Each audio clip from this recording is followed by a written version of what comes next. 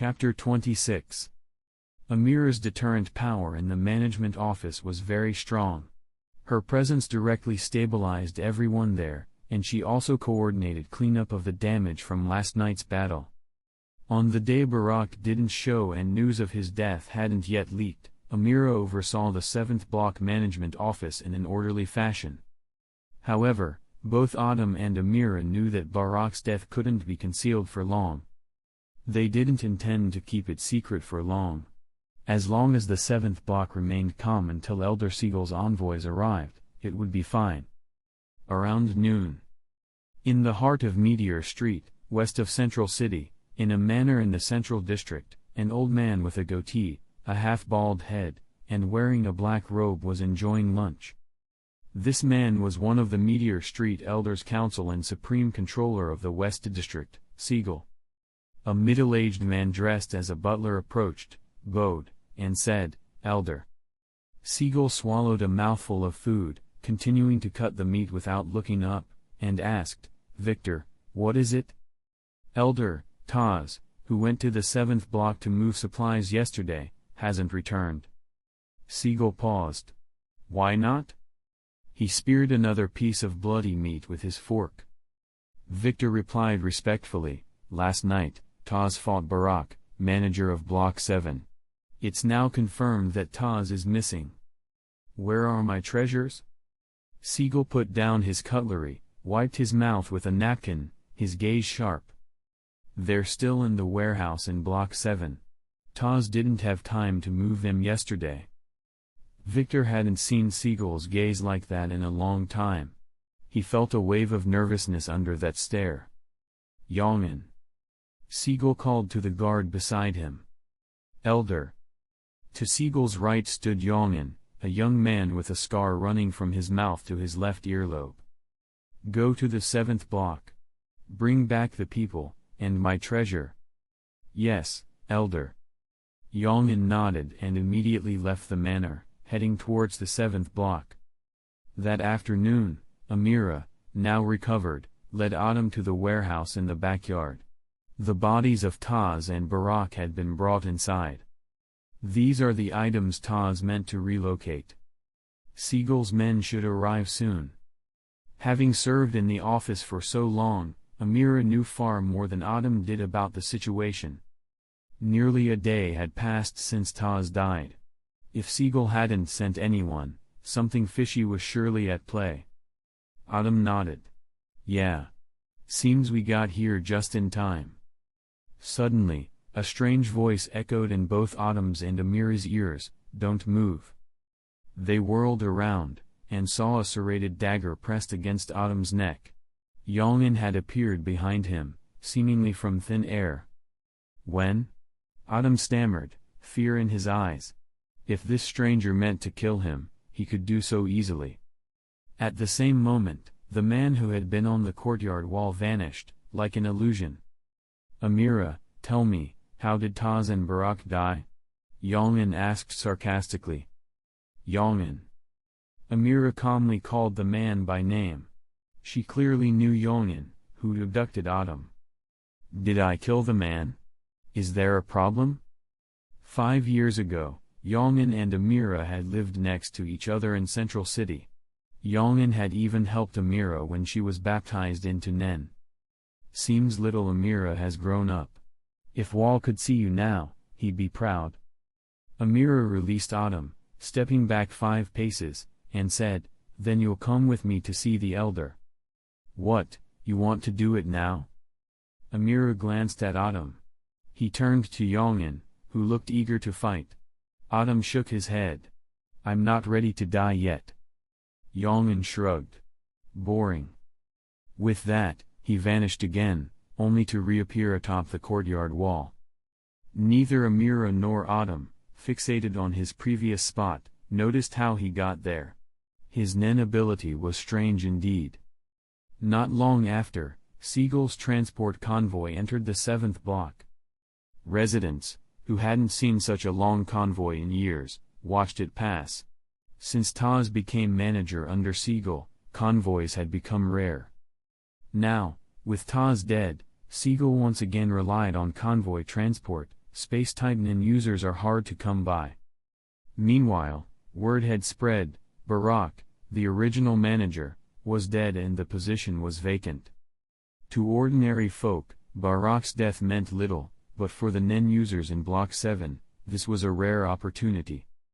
Securing the manager position would be a huge rise, bringing Siegel's backing. Now, in the 7th block, Yusu, formerly overwhelmingly strong, had died and his power vanished overnight.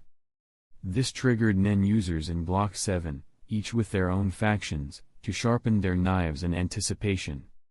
In the days ahead, chaos in Block 7 is inevitable, and more people will die in this power struggle. Chapter 27. However, all of this had nothing to do with Autumn and Amira, who were already en route to Central City aboard the convoy. Amira, how does it feel to be back in Central City again? Along the way, Yongin, Amira, and Autumn sat together atop the roof of the same transport truck. Yongin asked with a smile.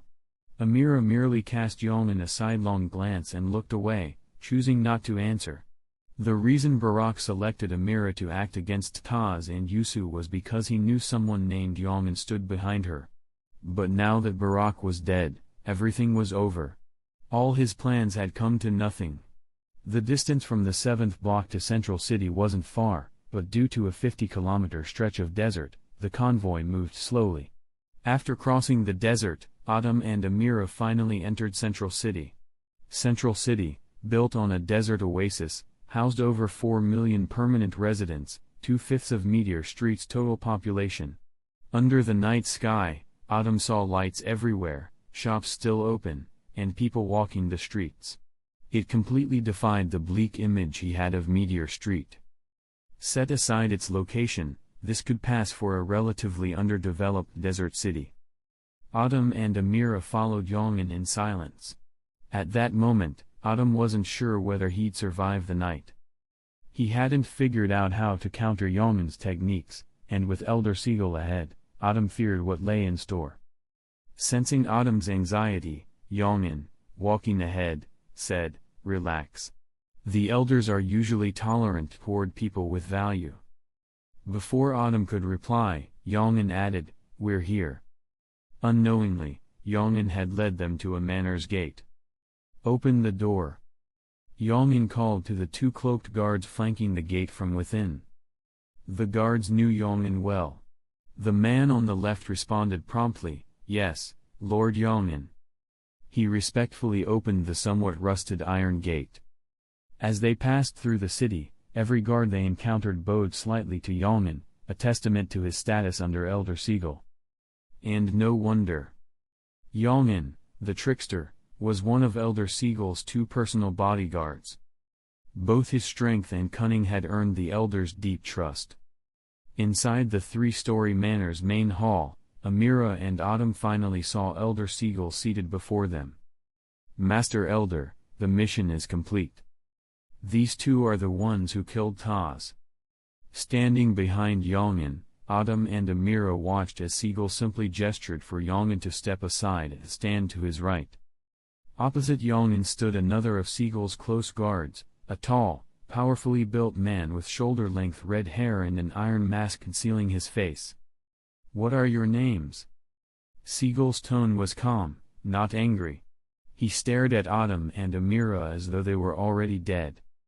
"Autumn Else, Elder. Amira Dolet." They responded in unison. Even though Siegel sat quietly, exuding no visible threat, the pressure on Autumn was immense. "Give me one reason why you should live." The moment Siegel uttered those words, Autumn instinctively tensed, not from Siegel's voice, but from the cold glance the iron-masked man shot him. "This guy's strong." That brief stare had already convinced Autumn he couldn't match the man. Even his aura was overwhelming. Resentment is power. With a low growl, Amira's eyes glowed red again as she activated her Nen ability. She locked her gaze on the masked man who had glared at them. Her message was clear: "I have great power, I can use it for your benefit. Put it away." Siegel glanced indifferently at Amira, then turned to Autumn. Autumn stepped forward to display his worth. Nen, plunder of dark matter. 5 spheres emitting a blue-violet light hovered over Autumn's palm. This is my Nen ability. It enhances the user's aura with powerful destructive properties. The captivating blue-purple glow proved the truth in the saying, the more beautiful something is, the more dangerous it becomes. Siegel's eyes flickered with interest. What are the conditions? Relieved, Autumn answered calmly, fusion must be voluntary, otherwise it fails. I can fuse with up to 5 users at a time, unless one dies. Each new fusion reduces my aura output by 10%. Also, if a Nunan user can withstand its destructive power, it can forcibly open their aura nodes and make them eligible as fusion targets. Autumn kept a composed front. He didn't reveal every function of plunder of dark matter, but what he did say was true. Yongin and the iron-masked guard were both visibly surprised by the ability. Very good ability, Siegel said appreciatively. From now on, the 2 of you will follow Yongin. Autumn finally relaxed, he had passed this test. Yes. Autumn and Amira replied together. Then Siegel stood, turned toward the stairs leading to the 2nd floor, and said to Yongin. I'll leave these 2 to you. Chapter 28. After Siegel left, Yongin gave Autumn a mysterious smile. Siegel had no particular doubts about Amira, because in his eyes, Amira's ability, using hatred as fuel, held substantial value. But for Autumn. As a fellow Nen user, Siegel was an experienced judge. He clearly saw that Autumn had concealed aspects of his Nen ability. However, the concealed parts weren't important to Siegel. The effect of Autumn's current Nen ability was real, and that was enough. As for the deceased Taz and Barak, to Siegel, their only remaining value was as meat. Had Autumn and Amira failed to impress him, things would have turned out very differently. To Siegel, a person's worth was the sole criterion to determine whether they should live. After meeting Autumn and Amira, Siegel left without further inquiry, simply because he had no time. Someone was already waiting for him upstairs. Under Victor's arrangement, Autumn spent a quiet day in the manor where Siegel resided in Central City. They weren't assigned any tasks, and were attended by regular maids. At that moment, Autumn, who was seated cross-legged in meditation, opened his eyes in surprise. After 2 successful fusions using plunder of dark matter, he discovered that not only had his physique strengthened, but the Nen energy flowing through his body was now increasing at an astonishing rate during training. It was as if he had tapped into an endless well of power. This was something Autumn had never anticipated.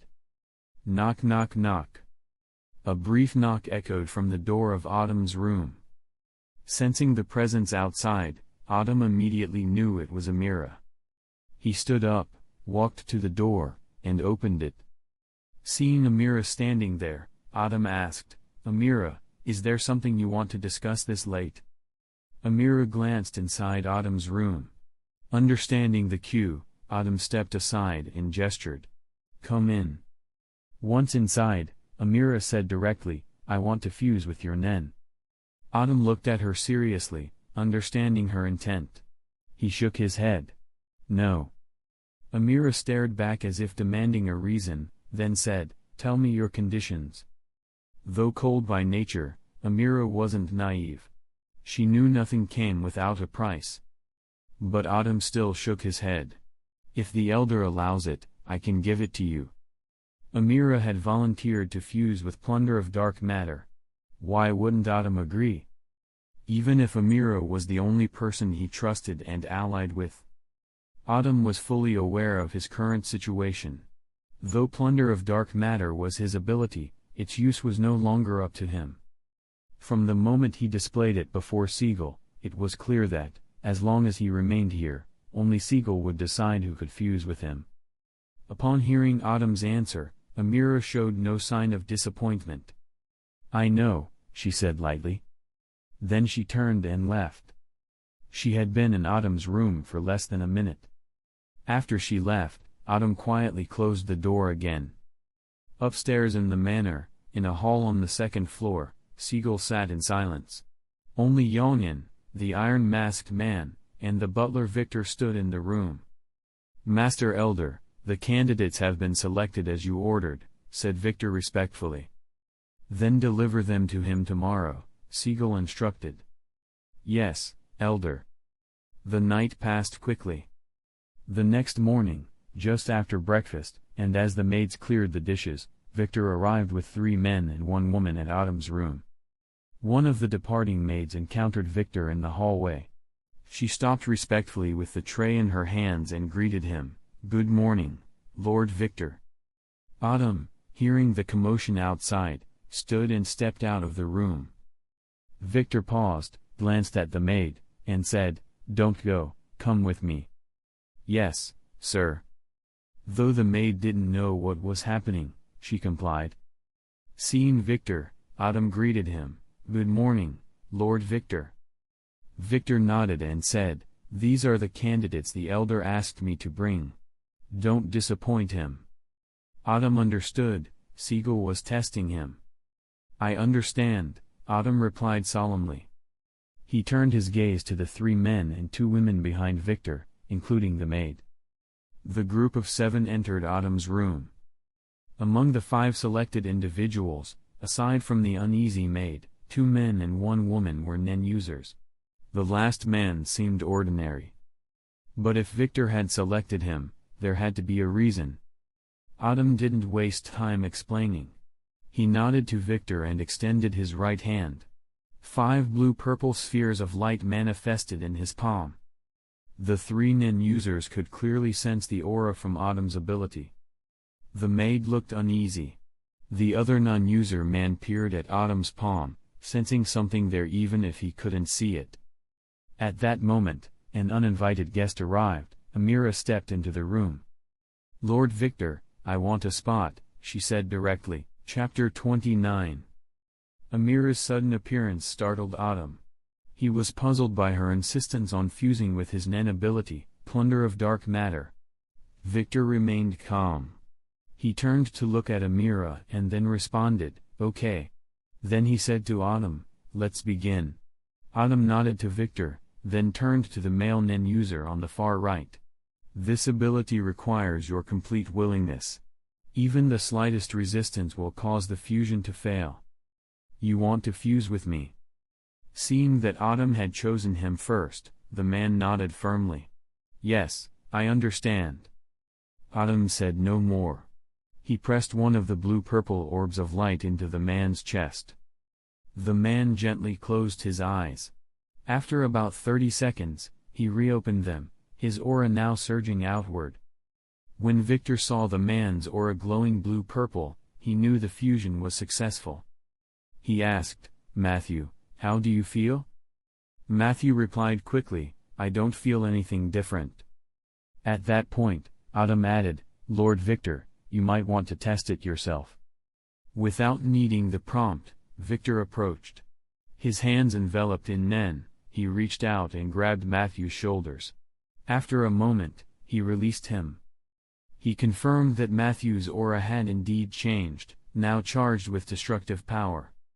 Though Matthew's strength was nowhere near Victor's, Victor couldn't easily dispel the aura wrapped around Matthew's body. Satisfied, Victor said to Autumn, "Continue." The other 2 Nen users, a man and a woman, had seen the results. Though they didn't fully understand the process, it was clear that Matthew had gained a tangible benefit from fusion. Without delay, Autumn pressed another orb into each of them. Just like Matthew, their aura flared upon fusion, confirmation of success. However, when Autumn attempted to press an orb into the chest of the ordinary man, the fusion failed. The reason was simple: the man instinctively rejected Autumn. His heart resisted the process. "Failure," Autumn reported to Victor. Crack. The moment Autumn spoke, the man's head slumped to the side, lifeless. It was Victor who killed him. No questions were asked. The man wasn't given a second chance. No one in the room reacted with surprise, not even the maid in front of Autumn. Her anxiety came only from fear that the same might happen to her.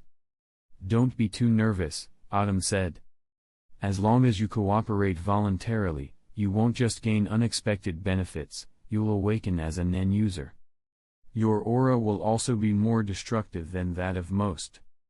Autumn wasn't speaking only to the maid. His words were also for the 3 successful fusion candidates. "Yes." The maid responded with anticipation in her eyes. Working in Siegel's manor, she was no stranger to Nen. She frequently encountered Nen users and knew how powerful and respected they were. Even without the prestige, strength was survival in Meteor City. Now that she had the opportunity to become a Nen user herself, excitement overwhelmed her fear. Fusion went smoothly. Under Victor's gaze, the maid successfully awakened her aura nodes and became a Nen user. She could barely contain her excitement. If others hadn't been present, she might have jumped for joy. "It's my turn." Amira stepped forward and stood in front of Autumn. Autumn nodded to her and granted the final orb to Amira. Her fusion with Plunder of Dark Matter was successful, and the explosive Nen she released was far more intense than the others. At that moment, Victor observed that Autumn, who had used up half his aura reserves, was visibly weaker. His overall presence had diminished significantly. "I'll be back," Victor told Autumn, still unsure of Autumn's long-term intentions, but fully convinced that the benefits of fusion were real. He then turned to the 5 fusion recipients and said, "Let's go. Saria, you too." Saria, the maid who had just awakened her Nen, followed as instructed. Victor came and left swiftly, taking the 5 fusion recipients with him, including Amira. Naturally, Autumn understood. These 5, including Amira, would soon be the center of Siegel's attention. Why had Autumn revealed his ability? It was to do exactly this. He used the power of Nen fusion to amplify his own Nen's destructive capacity and catch Siegel's interest. From there, he could use Siegel's influence in Meteor City to mass-produce fused targets. By showcasing Plunder of Dark Matter, Autumn had demonstrated immense value. It could elevate a Nen user's strength to a whole new level. If that didn't convince Siegel of his usefulness, Autumn didn't know what would. Fortunately, everything was going just as he planned. At the same time, Autumn had already decided he would refrain from reclaiming the Nen fused into those 5 individuals. Losing 50% of his aura now was a cost he was willing to pay. Unless he gained overwhelming power or certainty, he wouldn't touch that fused Nen again, at least not for now. But if the opportunity arose, targets like Yongin, or even Siegel himself, would be worth the risk. If he succeeded just once, it would not only recover everything he'd spent, it would leave him with more than enough. Chapter 30 was an author's note. Sue. Chapter 31-2 months, a full 2 months. Autumn never saw Victor again, even though he had promised to come back. In these 2 months, if Celia, who had been promoted to one of the head maids in the manor, hadn't become his exclusive maid, Autumn would have doubted whether the test 2 months ago was real. In these 2 months, Autumn seemed to have been completely forgotten by Siegel.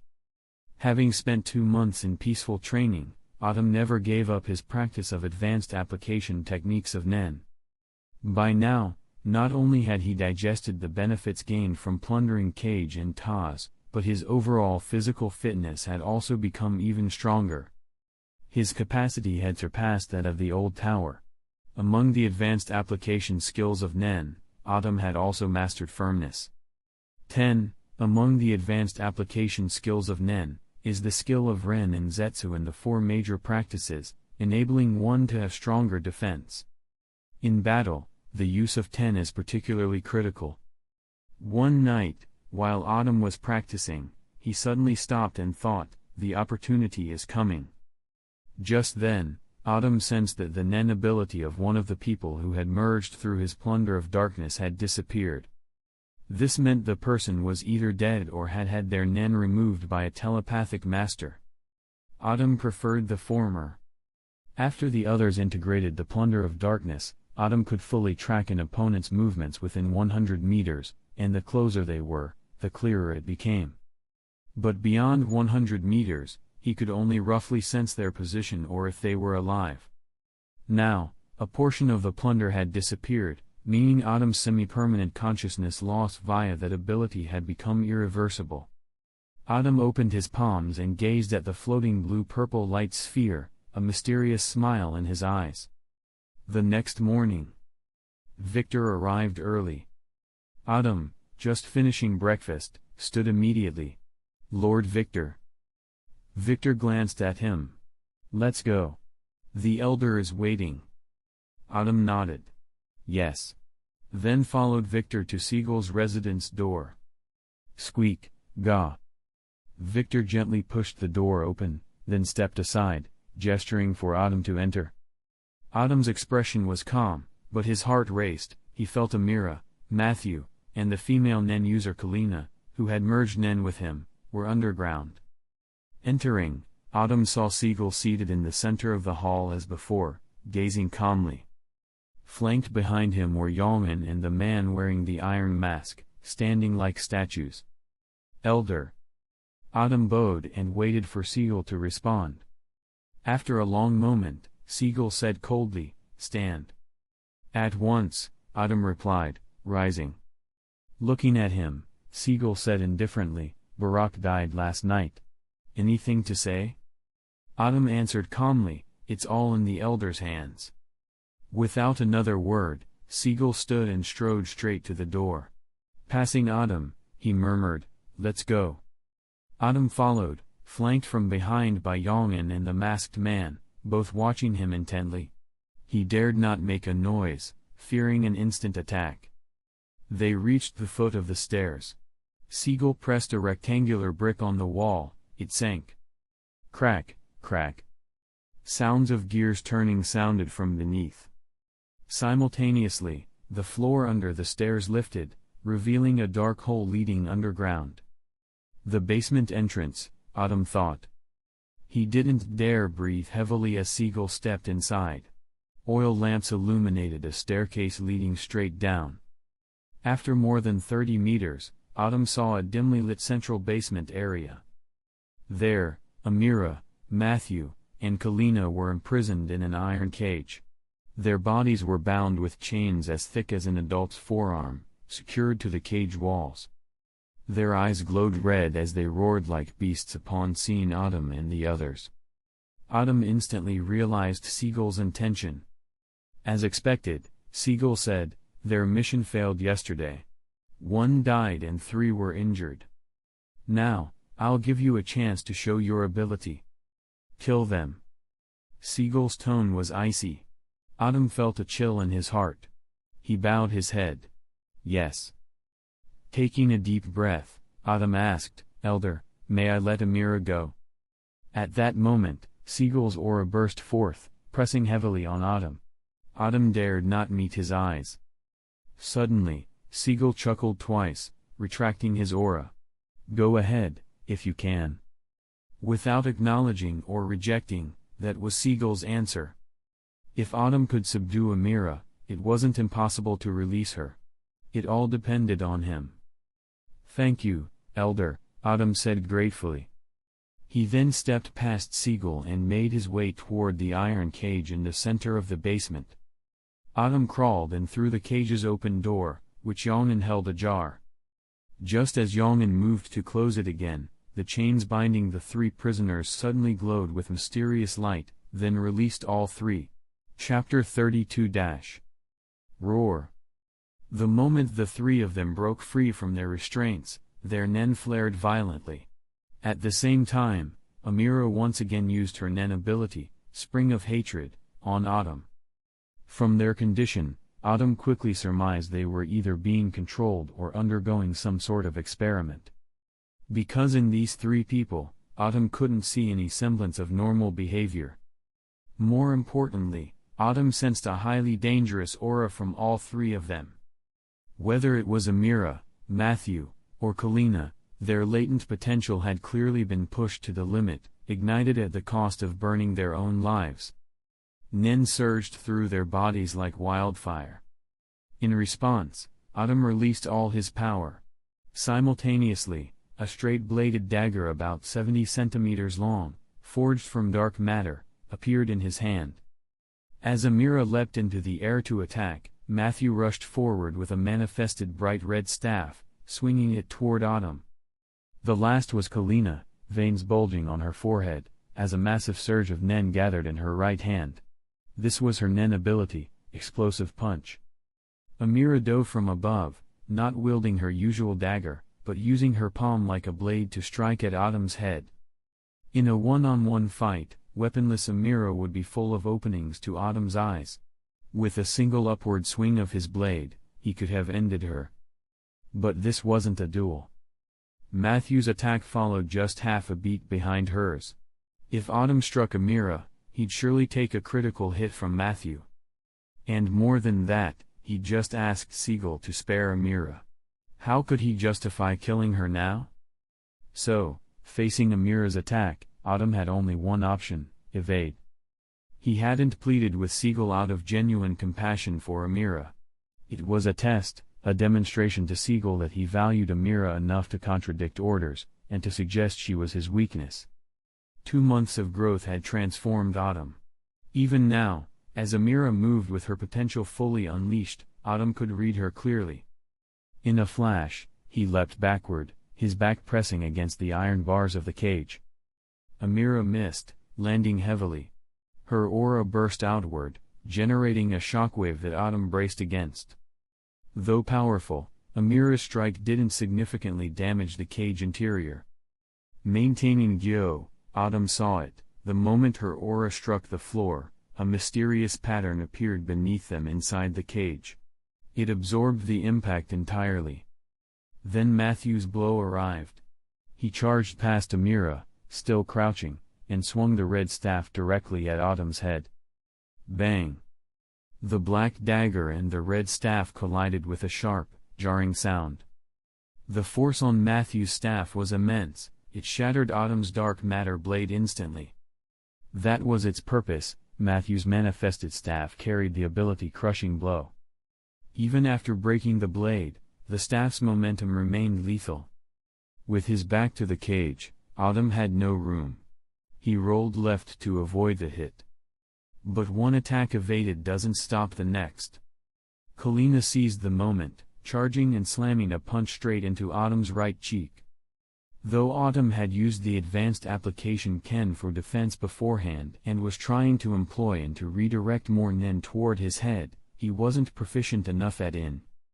He managed to shift only about 10% of his aura from his body to his head before Kalina landed her blow.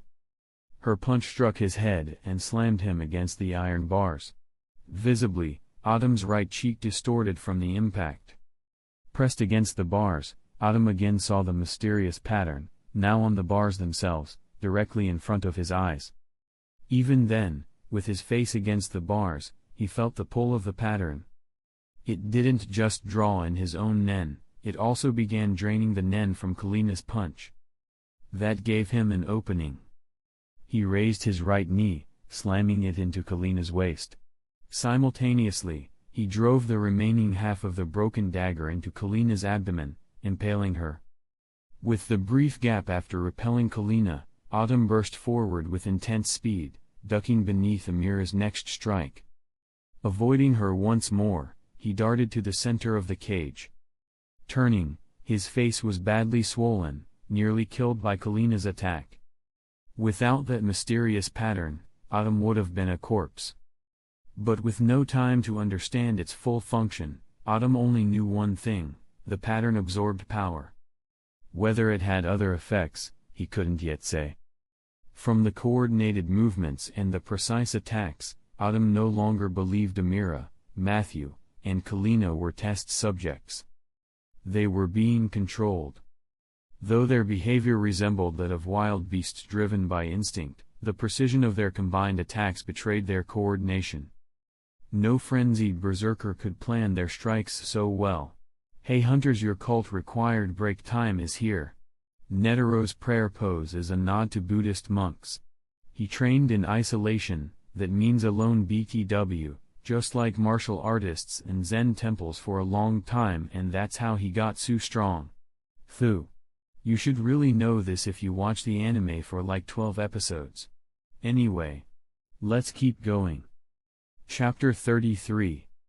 In a situation like this, the only explanation was that all three people were being controlled, rather than being subjected to some kind of experiment.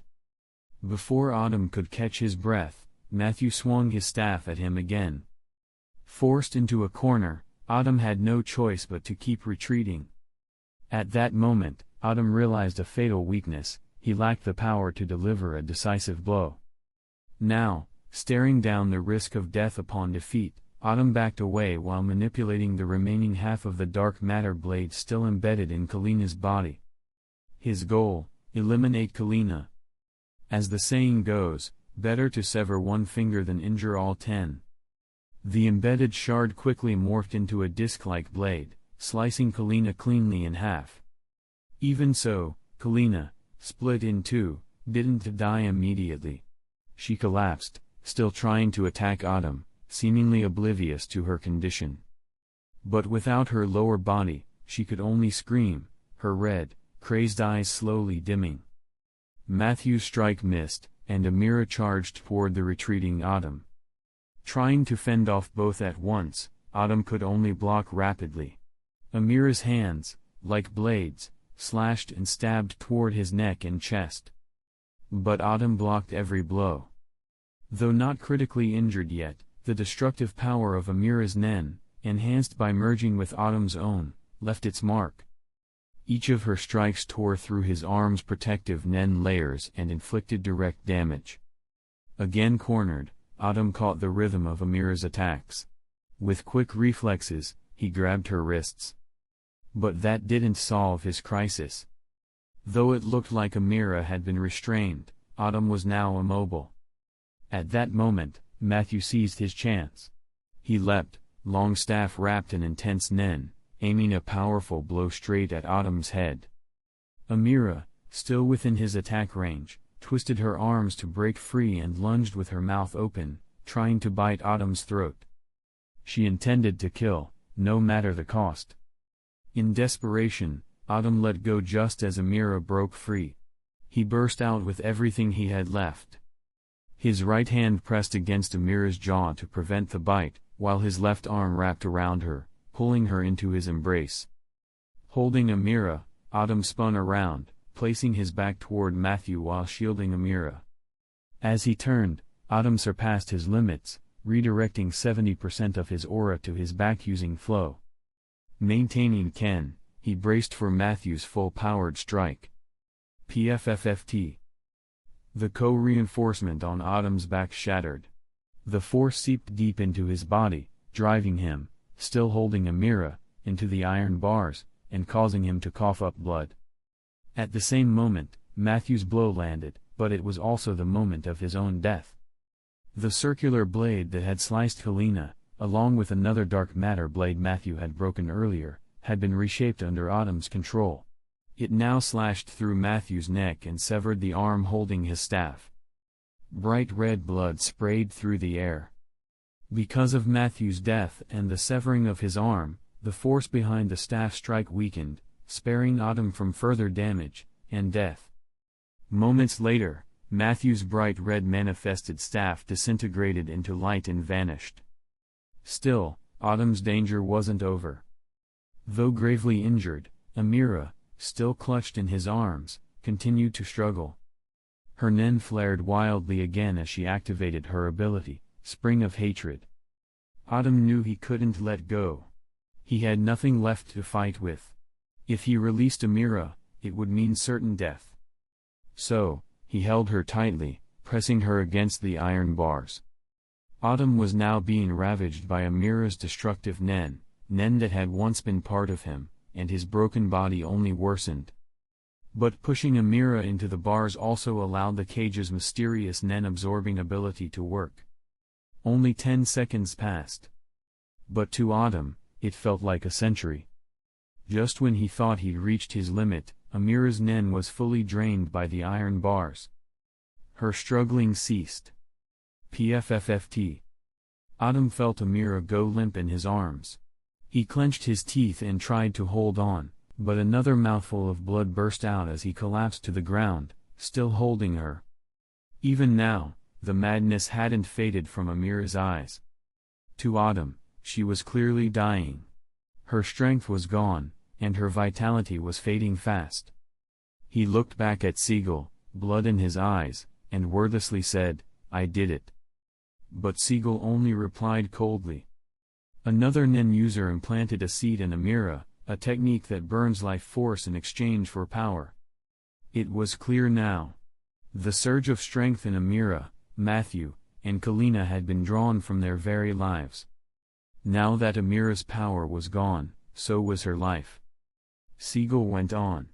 The chains that had once bound Amira had actually protected her. They had suppressed the death-triggering Nen. When Autumn entered the cage, the chain's power retreated, beginning her countdown. If it weren't for Siegel, she'd have died long ago. He'd merely delayed the inevitable. Hearing this, Autumn's eyes welled with tears. But he didn't make a sound. Chapter 34. Then, Autumn struggled to lift Amira, who had not yet died, and began walking out of the iron cage step by step.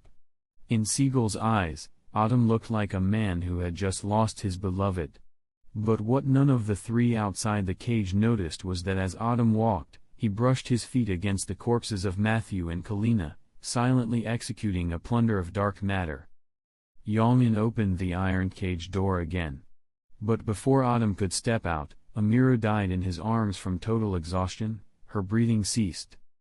At that same moment, Autumn, having already plundered Amira's Nen, activated his ability, Gift from the Dark World, in full view of Yongin, standing at the cage door. The thoughts of the three fallen fighters were simultaneously injected into the dark world. Autumn became engulfed in shadow. As he transformed, Siegel's eyes lit up with an inexplicable brilliance. He stared at Autumn as though gazing at a cherished masterpiece. The transformation Autumn underwent, combined with his earlier performance, gave the illusion of him forming solemn vows and powerful self-restraints. But in truth, he was receiving a gift from the dark world. Autumn had chosen to activate his Nen ability at the exact moment of Amira's death to carry out this charade flawlessly. He played the role of a man destroyed by grief, driven by loss. His reasons were layered: first, to conceal the true nature of plunder of dark matter; second, to gain deeper trust from Siegel; and third, to hide the immense power he had just received from Gift from the Dark World. Shrouded in darkness, Autumn emerged from the iron cage, carrying Amira's body, and stood before Siegel. He then said, pleadingly, "Elder, please tell me who controlled Amira. You may know." Siegel responded quietly, as if he understood Autumn's desire for revenge. Minutes later, Autumn followed Siegel out of the basement, carrying Amira's lifeless body, leaving the building behind. Victor, standing outside, looked startled when he saw the blood-soaked Autumn carrying Amira. "Is there anything I can help you with?" Victor asked. Though Victor didn't know what had happened inside, he understood one thing clearly: Autumn had earned Siegel's trust. That alone was remarkable. Moreover, the telepathic ability Autumn had just displayed was enough to slightly shift Victor's opinion of him. "Lord Victor, can you help me choose a cemetery?" Autumn asked calmly. The question stunned Victor. After a pause, he nodded. "Okay." Internally, though, Victor was baffled. In a place like Meteor City, where corpses are stripped of every last bit of value, why would Autumn ask for a grave? To Victor, the request was a direct affront to the harsh norms of this world. Still, he agreed without protest. Autumn carried Amira's body back to his residence. There was no rush to bury her. First, he needed to recover and return to peak condition. Shortly after Autumn left, Siegel, still seated in the hall, suddenly said, "Callio, you were moved. I can feel your restless heart." The masked Callio, standing behind Siegel, lowered his head. "Yes. If you want it, Go get it yourself. Go. Upon hearing this, Callio's eyes lit up. Thank you, Elder, he replied excitedly. With that, Callio calmly walked out of the hall. When Celia returned to her quarters, she saw Autumn carrying a body. Lord Autumn, she greeted him immediately. Autumn, completely immersed in his role, gave her a distant look and said, "Bring me a basin of water." He then passed her and entered the room. "Yes," Celia whispered. Inside, Autumn gently laid Amira on the bed. He stood at her side, silently healing his own injuries with Nen, trying to return to peak form. Soon after, Celia entered, holding a basin of water. "Lord Autumn, the water is here," she said from behind him. Autumn turned wordlessly, took the tray, and placed it beside the bed. He used the warm, wrung towel to gently wipe away the grime from Amira's body. Outside the door, Callio, who had arrived quietly, observed without interruption. After Autumn finished, Callio finally spoke. "The one who controlled Amira isn't someone you can easily challenge." Everything Autumn had done had been seen by Callio, yet he hadn't disturbed him. "Celia, leave." Autumn handed the tray back to her. "Yes," she replied and left silently. With Celia gone, Autumn turned to Callio, eyes fierce. "I will kill him." Under his mask, Callio smiled. "If you need help, you can come to me," he said. "But it'll cost you." Expressionless, Autumn replied, "Thank you." That's when Callio revealed the true reason for his visit. "Then share your Nen ability with me, too."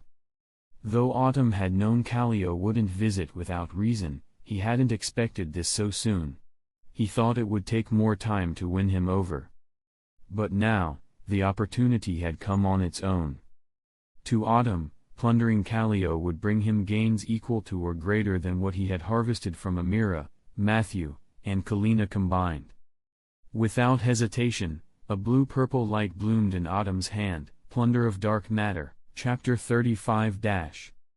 After integrating Autumn's Nen ability, Callio immediately tested it. The Nen that erupted from him had completely transformed, now glowing blue-purple. He stretched out his left hand, and a blue-purple circle formed in his palm.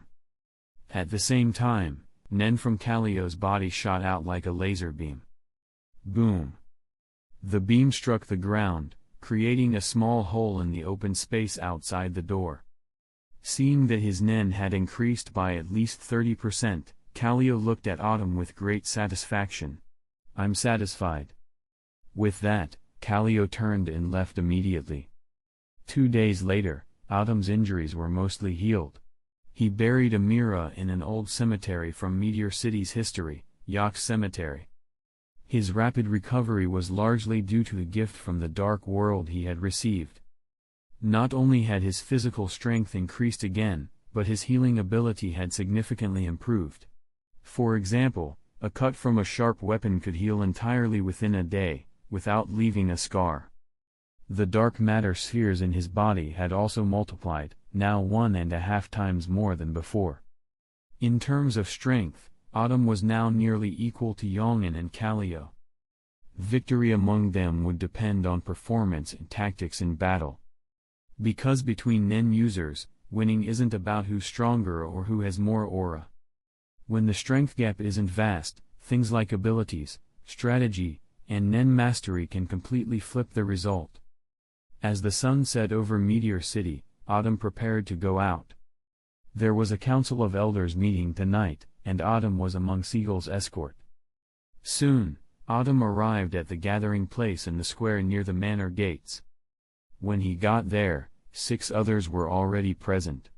These were the guards assigned to accompany Seagull. His arrival drew some attention, but no one spoke. It was their first time meeting Autumn, and unfamiliarity bred silence. 4 more people arrived soon after. Including Autumn, there were 11 guards for Seagull. As the last light of the sunset vanished, Seagull emerged from the manor. Following him were Yongin, Callio, and Victor.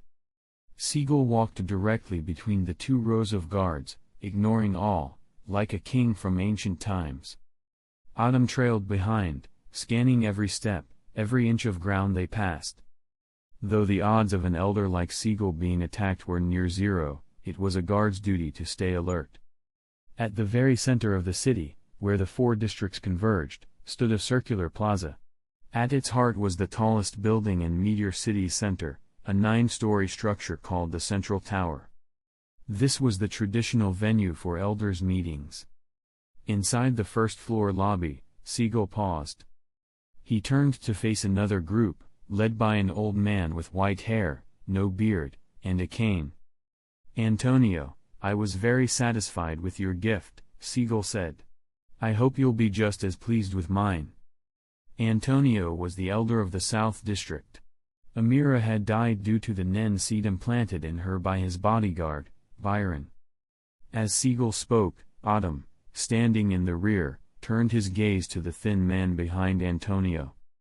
That was Byron, the real culprit behind Amira's death. "I hope so. I'm looking forward to it," Antonio replied with a smile. There was no shouting or cursing, just a suffocating tension between the two elders. Byron, sensing Autumn's stare, turned and met his eyes. His expression twisted into a bloodthirsty grin, as if to say, "You're next." But Autumn didn't flinch. His stare back said, "You're already dead." At that moment, the other two elders, Maxwell and Herbert, entered with their own escorts. They walked directly to Siegel and Antonio, ignoring the tension. Maxwell, the elder of the East District, said, "Now that everyone's here, let's begin."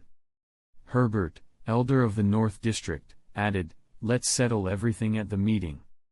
They were both well aware of the rift between Siegel and Antonio, and the damage caused by Byron. This would be one of tonight's major topics. "Let's go," Siegel said calmly. He walked toward the second elevator from the right. There were 4 elevators, one for each elder. Siegel stepped inside with Yongin, Callio, and Victor. Autumn and the rest of the guards stayed behind, positioned to secure the area. The other elders also left their escorts on the ground floor. Just as the elevator doors were about to close, Siegel spoke again. "Autumn, come in too." The guards parted, forming a path for Autumn to enter. "Yes." Autumn replied quickly, stepping inside and taking position behind the 4 men. As the doors shut, the remaining guards exchanged looks. They were all wondering the same thing: what made Autumn so special to be called up by Elder Siegel? The elevator wasn't ascending, it was descending. Siegel said in a hoarse voice, "If I want you to endure it, you will endure it." Autumn immediately bowed his head. "I understand. When I no longer need you to endure it, then you won't have to anymore." Just as Siegel finished, the elevator chimed and the doors opened. Standing at the rear, Autumn responded with carefully feigned excitement, "Thank you, Elder." Chapter 36-. Under the ground of the Central Tower, the 4 elders of Meteor Street held a meeting in a secret room, while Autumn and his men served as guards outside. At this moment, not even a fly could penetrate the base of the tower. The atmosphere was tense. As time passed, Byron kept glancing at Autumn with a teasing gaze, and Autumn returned the look without hesitation. After 2.5 hours, the 4 elders finally emerged from the secret room. Their expressions varied. Maxwell and Herbert appeared calm and indifferent, Antonio looked horrified, and Siegel remained placid as water. Siegel escorted Autumn and the others back to the elevator they had used. "Go to the rooftop." Once the elevator doors closed, Siegel spoke. Hearing this, Victor pressed the elevator button for the top floor. In the lift, Siegel turned to Autumn again.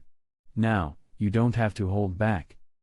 As Siegel spoke, a sinister gleam lit his eyes and murderous intent radiated from him.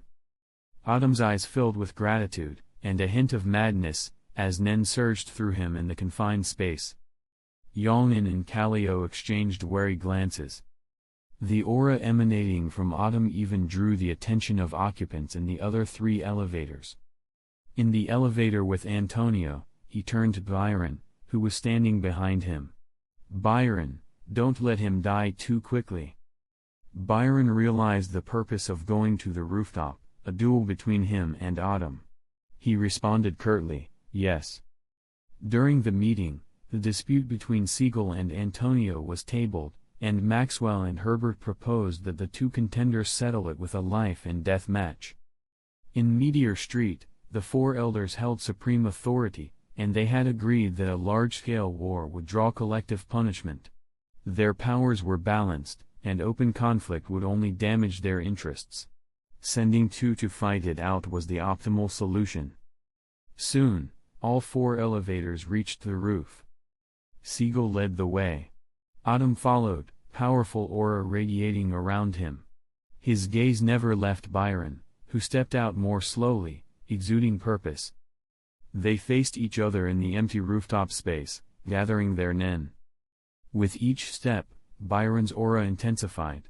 His eyes glowed red, and thoughts surged in his mind as he launched the first assault. Prepared, Autumn conjured a dark matter straight blade, about a meter long, in his right hand. 2 days ago, he managed only a short dagger, now he could forge a full blade and a nearly 30-centimeter dark matter sphere. Length meant reach, and power. Autumn swung the long sword at unarmed Byron. It was clear, resisting with bare hands would end badly. If Autumn had not applied Zetsu to the blade, Byron might have tried brute resistance. But under the circumstances, he didn't. Mistaking Autumn for someone who had materialized telekinesis, Byron launched a sliding tackle, foot raised, aiming for Autumn's abdomen. Autumn leapt, intercepting the kick midair with the dark matter sphere, resulting in a loud bang. Neither had power advantage, the impact sent both flying apart. They somersaulted, landed, both sprung to their feet. Byron rushed forward again, his aura deepening to red, his nen ability, vitality stimulation. His plan, seize Autumn with both hands, implant thoughts, and subjugate him within seconds, just like with Amira. Aware, Autumn tensed as Byron closed in. He swung his blade at Byron's neck, but Byron dodged fluidly. After the passing slash, Byron lunged forward, his left hand clawing to seize Autumn's right arm. Although Autumn didn't know the activation conditions of Byron's telekinesis, he understood its effect and remained cautious. Autumn didn't retreat. He pivoted, partially obscuring himself and in a blind spot, switched the sword to his left hand. Byron wasn't surprised, he saw through the feint and raised his left hand to grab Autumn's right shoulder. But Autumn had laid a trap. A black circular shield of nen sprang up on Autumn's right shoulder, repelling Byron's grip. At the same moment, with his left hand on the sword's hilt, Autumn thrust under Byron's arm. Spying the shield's appearance, Byron thought, "Not good," and realized he walked into Autumn's counterattack trap. Chapter 37 The tip of the black modal was stained with a splash of bright red. Although Byron had quickly reacted and pulled back, he was caught off guard by Autumn. Once Autumn launched the attack, it was too late for Byron to escape unscathed. Crack! Byron's ribs under his right armpit were broken by Autumn. He retreated beyond Autumn's attack range, enduring the sharp pain of fractured bones. Facing Autumn, who now held a black, strange blade in his right hand and had a black, circular shield of nen floating 3 inches off his right shoulder, Byron became enraged. Roar! Byron realized that he couldn't fully suppress Autumn with raw strength alone, so he resorted to his rarely used technique, self-stimulation. At the cost of his own vitality, he would enter a berserker state, risking everything in a life-or-death frenzy. Autumn switched the modal from his left to his right hand and turned to face the retreating Byron. As Byron landed, Autumn pressed his palm to his own heart. The next instant, Byron let out the same beast-like roar that Amira once had. Now fully aware of Byron's nen ability, Autumn kept a razor-sharp focus, braced for any sudden movement. So fast. To Autumn's eyes, Byron became a streaking red blur, faster than his visual tracking could keep up with. Bang!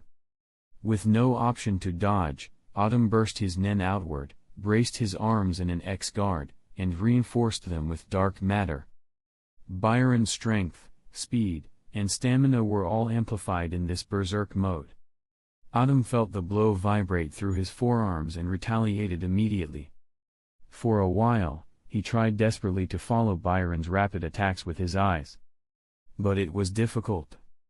Roar! Byron pressed the advantage mercilessly. Seeing his assault was effective, he grew more savage, his roar echoing with bloodlust and ecstasy.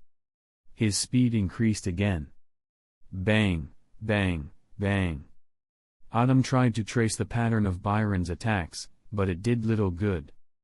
Though he was beginning to adapt to the rhythm of the strikes, his body couldn't respond fast enough. All he could do was grit his teeth and endure the unrelenting barrage. Meanwhile, among the four elders watching from the sidelines, Antonio turned to cast a cold glance at Siegel, clearly pleased with Byron's rampage and looking assured of victory. Sensing Antonio's gaze, Siegel turned and looked back with complete indifference, unmoved by the battle's apparent outcome. The silent exchange between the two formed a stark contrast. Back in the arena, Autumn, having withstood multiple waves of brutal attacks, could no longer hold out. His body was battered and bleeding, and the nen coating on his skin had worn thin. Bang! Roar! In midair, Autumn took a powerful kick to the stomach from Byron and was sent flying off the rooftop. Blood burst from Autumn's mouth as he sailed through the air. PFFT. He crashed below the rooftop's level, disappearing from view. Still in a frenzied state, Byron prepared to leap and deliver a final, lethal strike from above. But suddenly, Byron's body froze, movement grinding to a halt. Though he struggled violently, he could no longer move freely. It felt as if molten lead had filled his limbs. He could only roar in frustration and rage. Antonio immediately sensed something was wrong and turned sharply to Siegel, who remained composed, watching Byron's helpless flailing with cold eyes and quiet killing intent. A moment later, Antonio's fears were realized. Autumn, who had vanished below the roofline, slowly rose back into view. Beneath his feet floated a flat, oval-shaped black disc. With his right hand extended half-clenched, Autumn returned to the rooftop, and the dark disc dissolved into his body. The winner was clear. Though covered in wounds and looking utterly ravaged, Autumn had successfully immobilized Byron.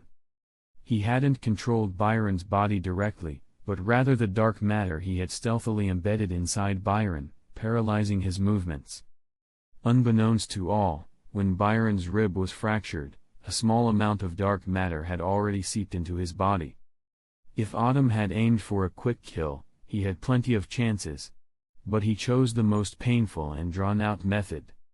In front of Siegel, he had to maintain the persona of a man who lost a beloved one, Amira, at Byron's hands.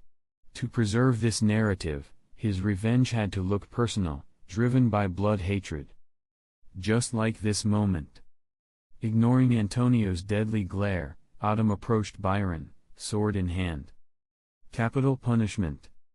Lingxi, death by 1,000 cuts, was a cruel execution method in ancient dynasties from Autumn's previous life.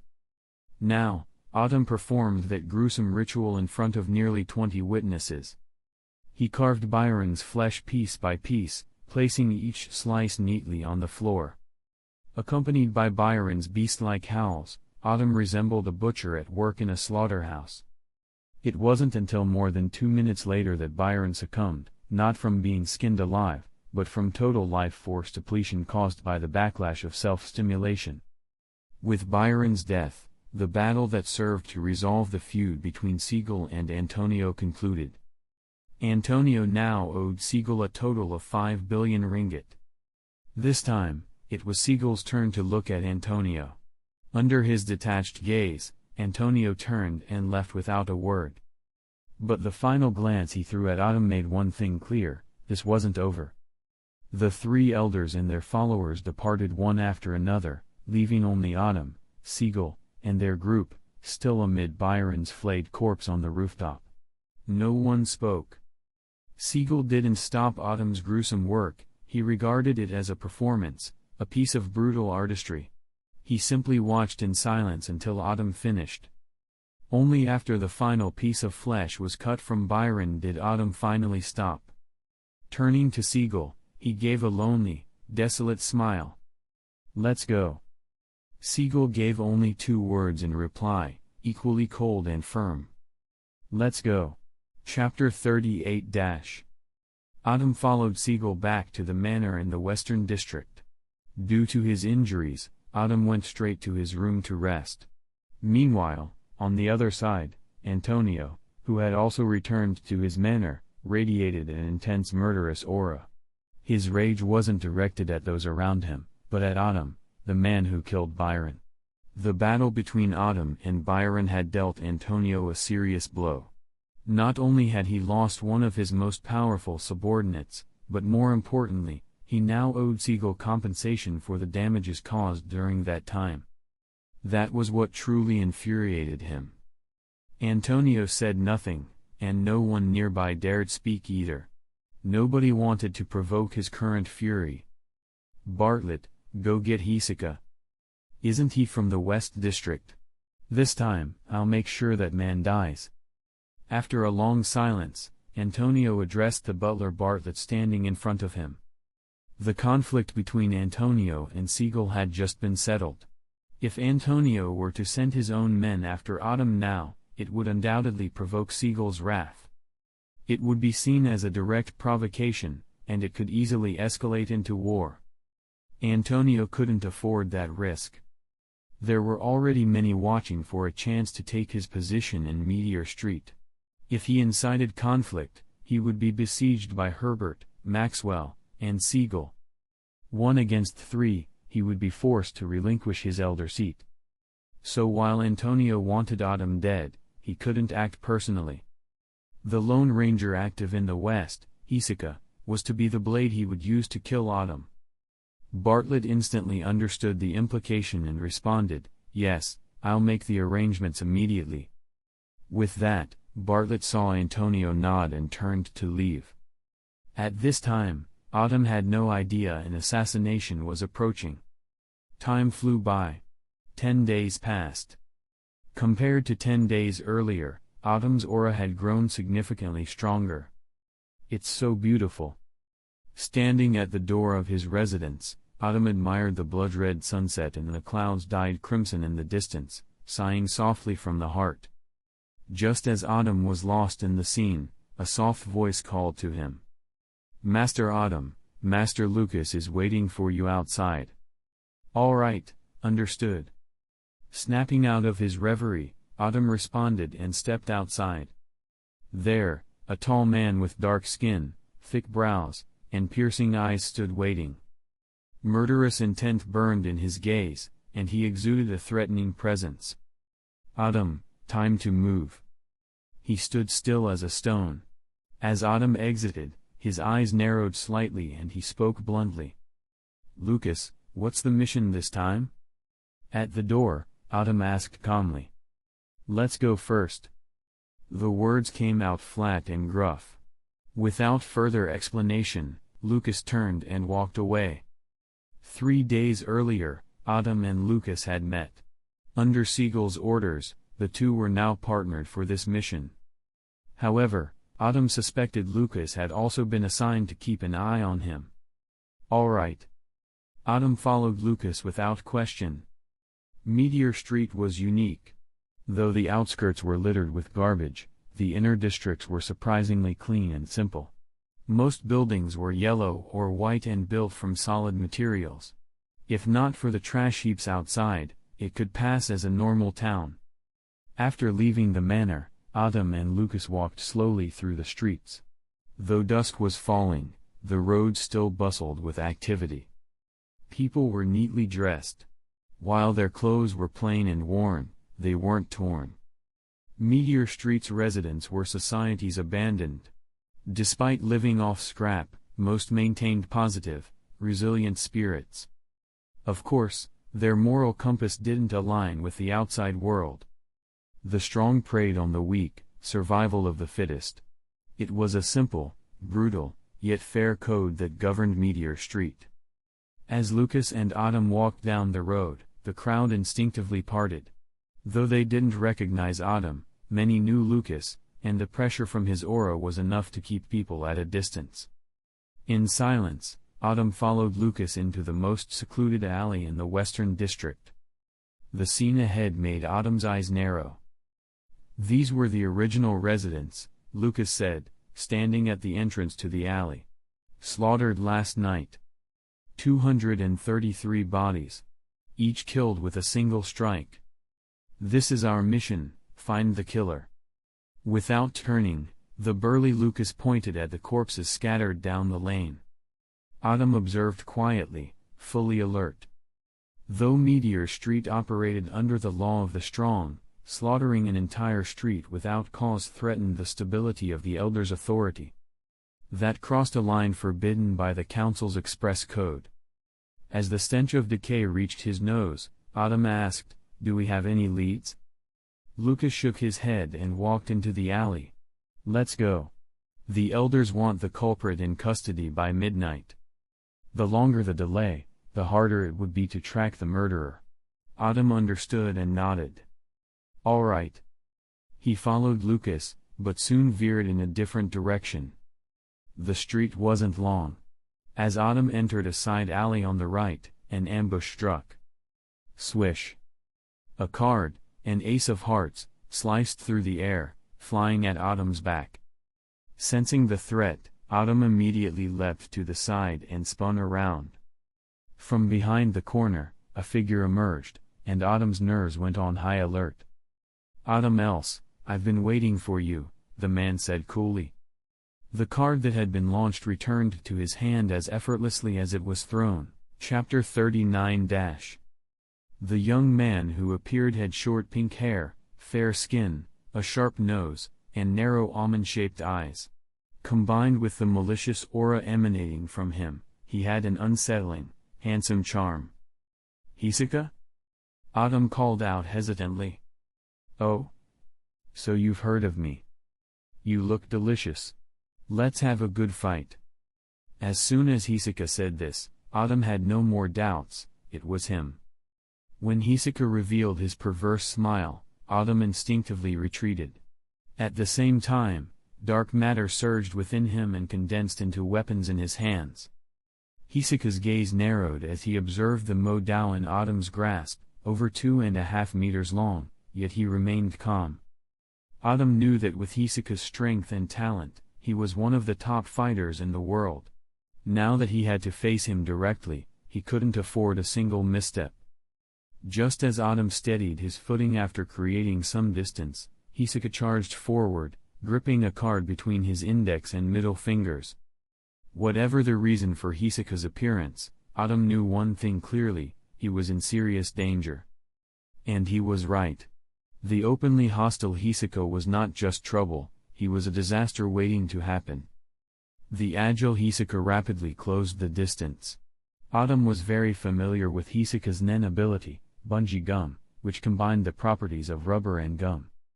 Once Hisoka entered striking range, Autumn swung his Mo Dao without hesitation. Anyone else might have been instantly killed. But Hisoka was no ordinary opponent. He clapped his hands together and pulled them apart.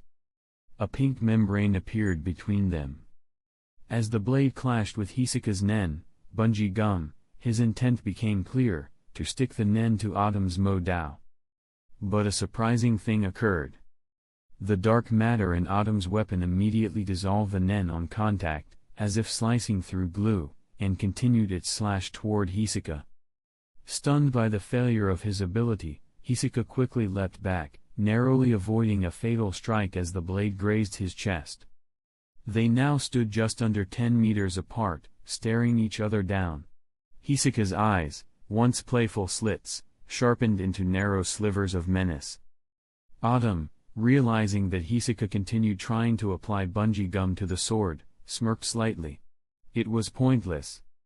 He swung hard, completely breaking free from the sticky nen strands. From this exchange, Autumn discovered a crucial fact: his dark matter was the perfect counter to Hisoka's nen. He immediately began crafting a new strategy in his mind. He knew now that Hisoka couldn't latch onto the dark matter. Not using this advantage would be foolish. "Did you kill the people here?" Autumn asked, eyes narrowing. He hadn't forgotten his mission, to find the culprit responsible for slaughtering over 200 people. Hisoka, however, wasn't in a rush to attack. To him, Autumn was a ripe, blood-red apple, ready to be devoured. But a feast like this had to be savored, not rushed. "No," Hisoka replied, smiling wickedly. He pulled out a card, this one depicting the Joker. "I just followed you here. I don't know anything about what happened." There wasn't a flaw in Hisoka's voice or tone, but Autumn didn't believe a word. He knew Hisoka too well. He was not to be trusted. "I don't believe you." With that, Autumn's aura erupted, and he took the offensive. Truth or lie no longer mattered. Autumn was convinced Hisoka was the killer, and that was all he needed. Sensing the killing intent, Hisoka immediately leapt through the window of the house on the left. He broke in. After the scuffle in the alley, Hisoka had lost the spatial advantage. The alley was too tight for his style. Indoors, however, he had the upper hand. He planned to bury Autumn inside that house. Suddenly, the blade in Autumn's hand fragmented, shortening by half. The former tip of the Mo Dao split into 10 flying daggers, which launched toward where Hisoka had just stood. But Hisoka had already vanished inside. Instead of chasing, Autumn turned and sprinted back into the main street littered with corpses.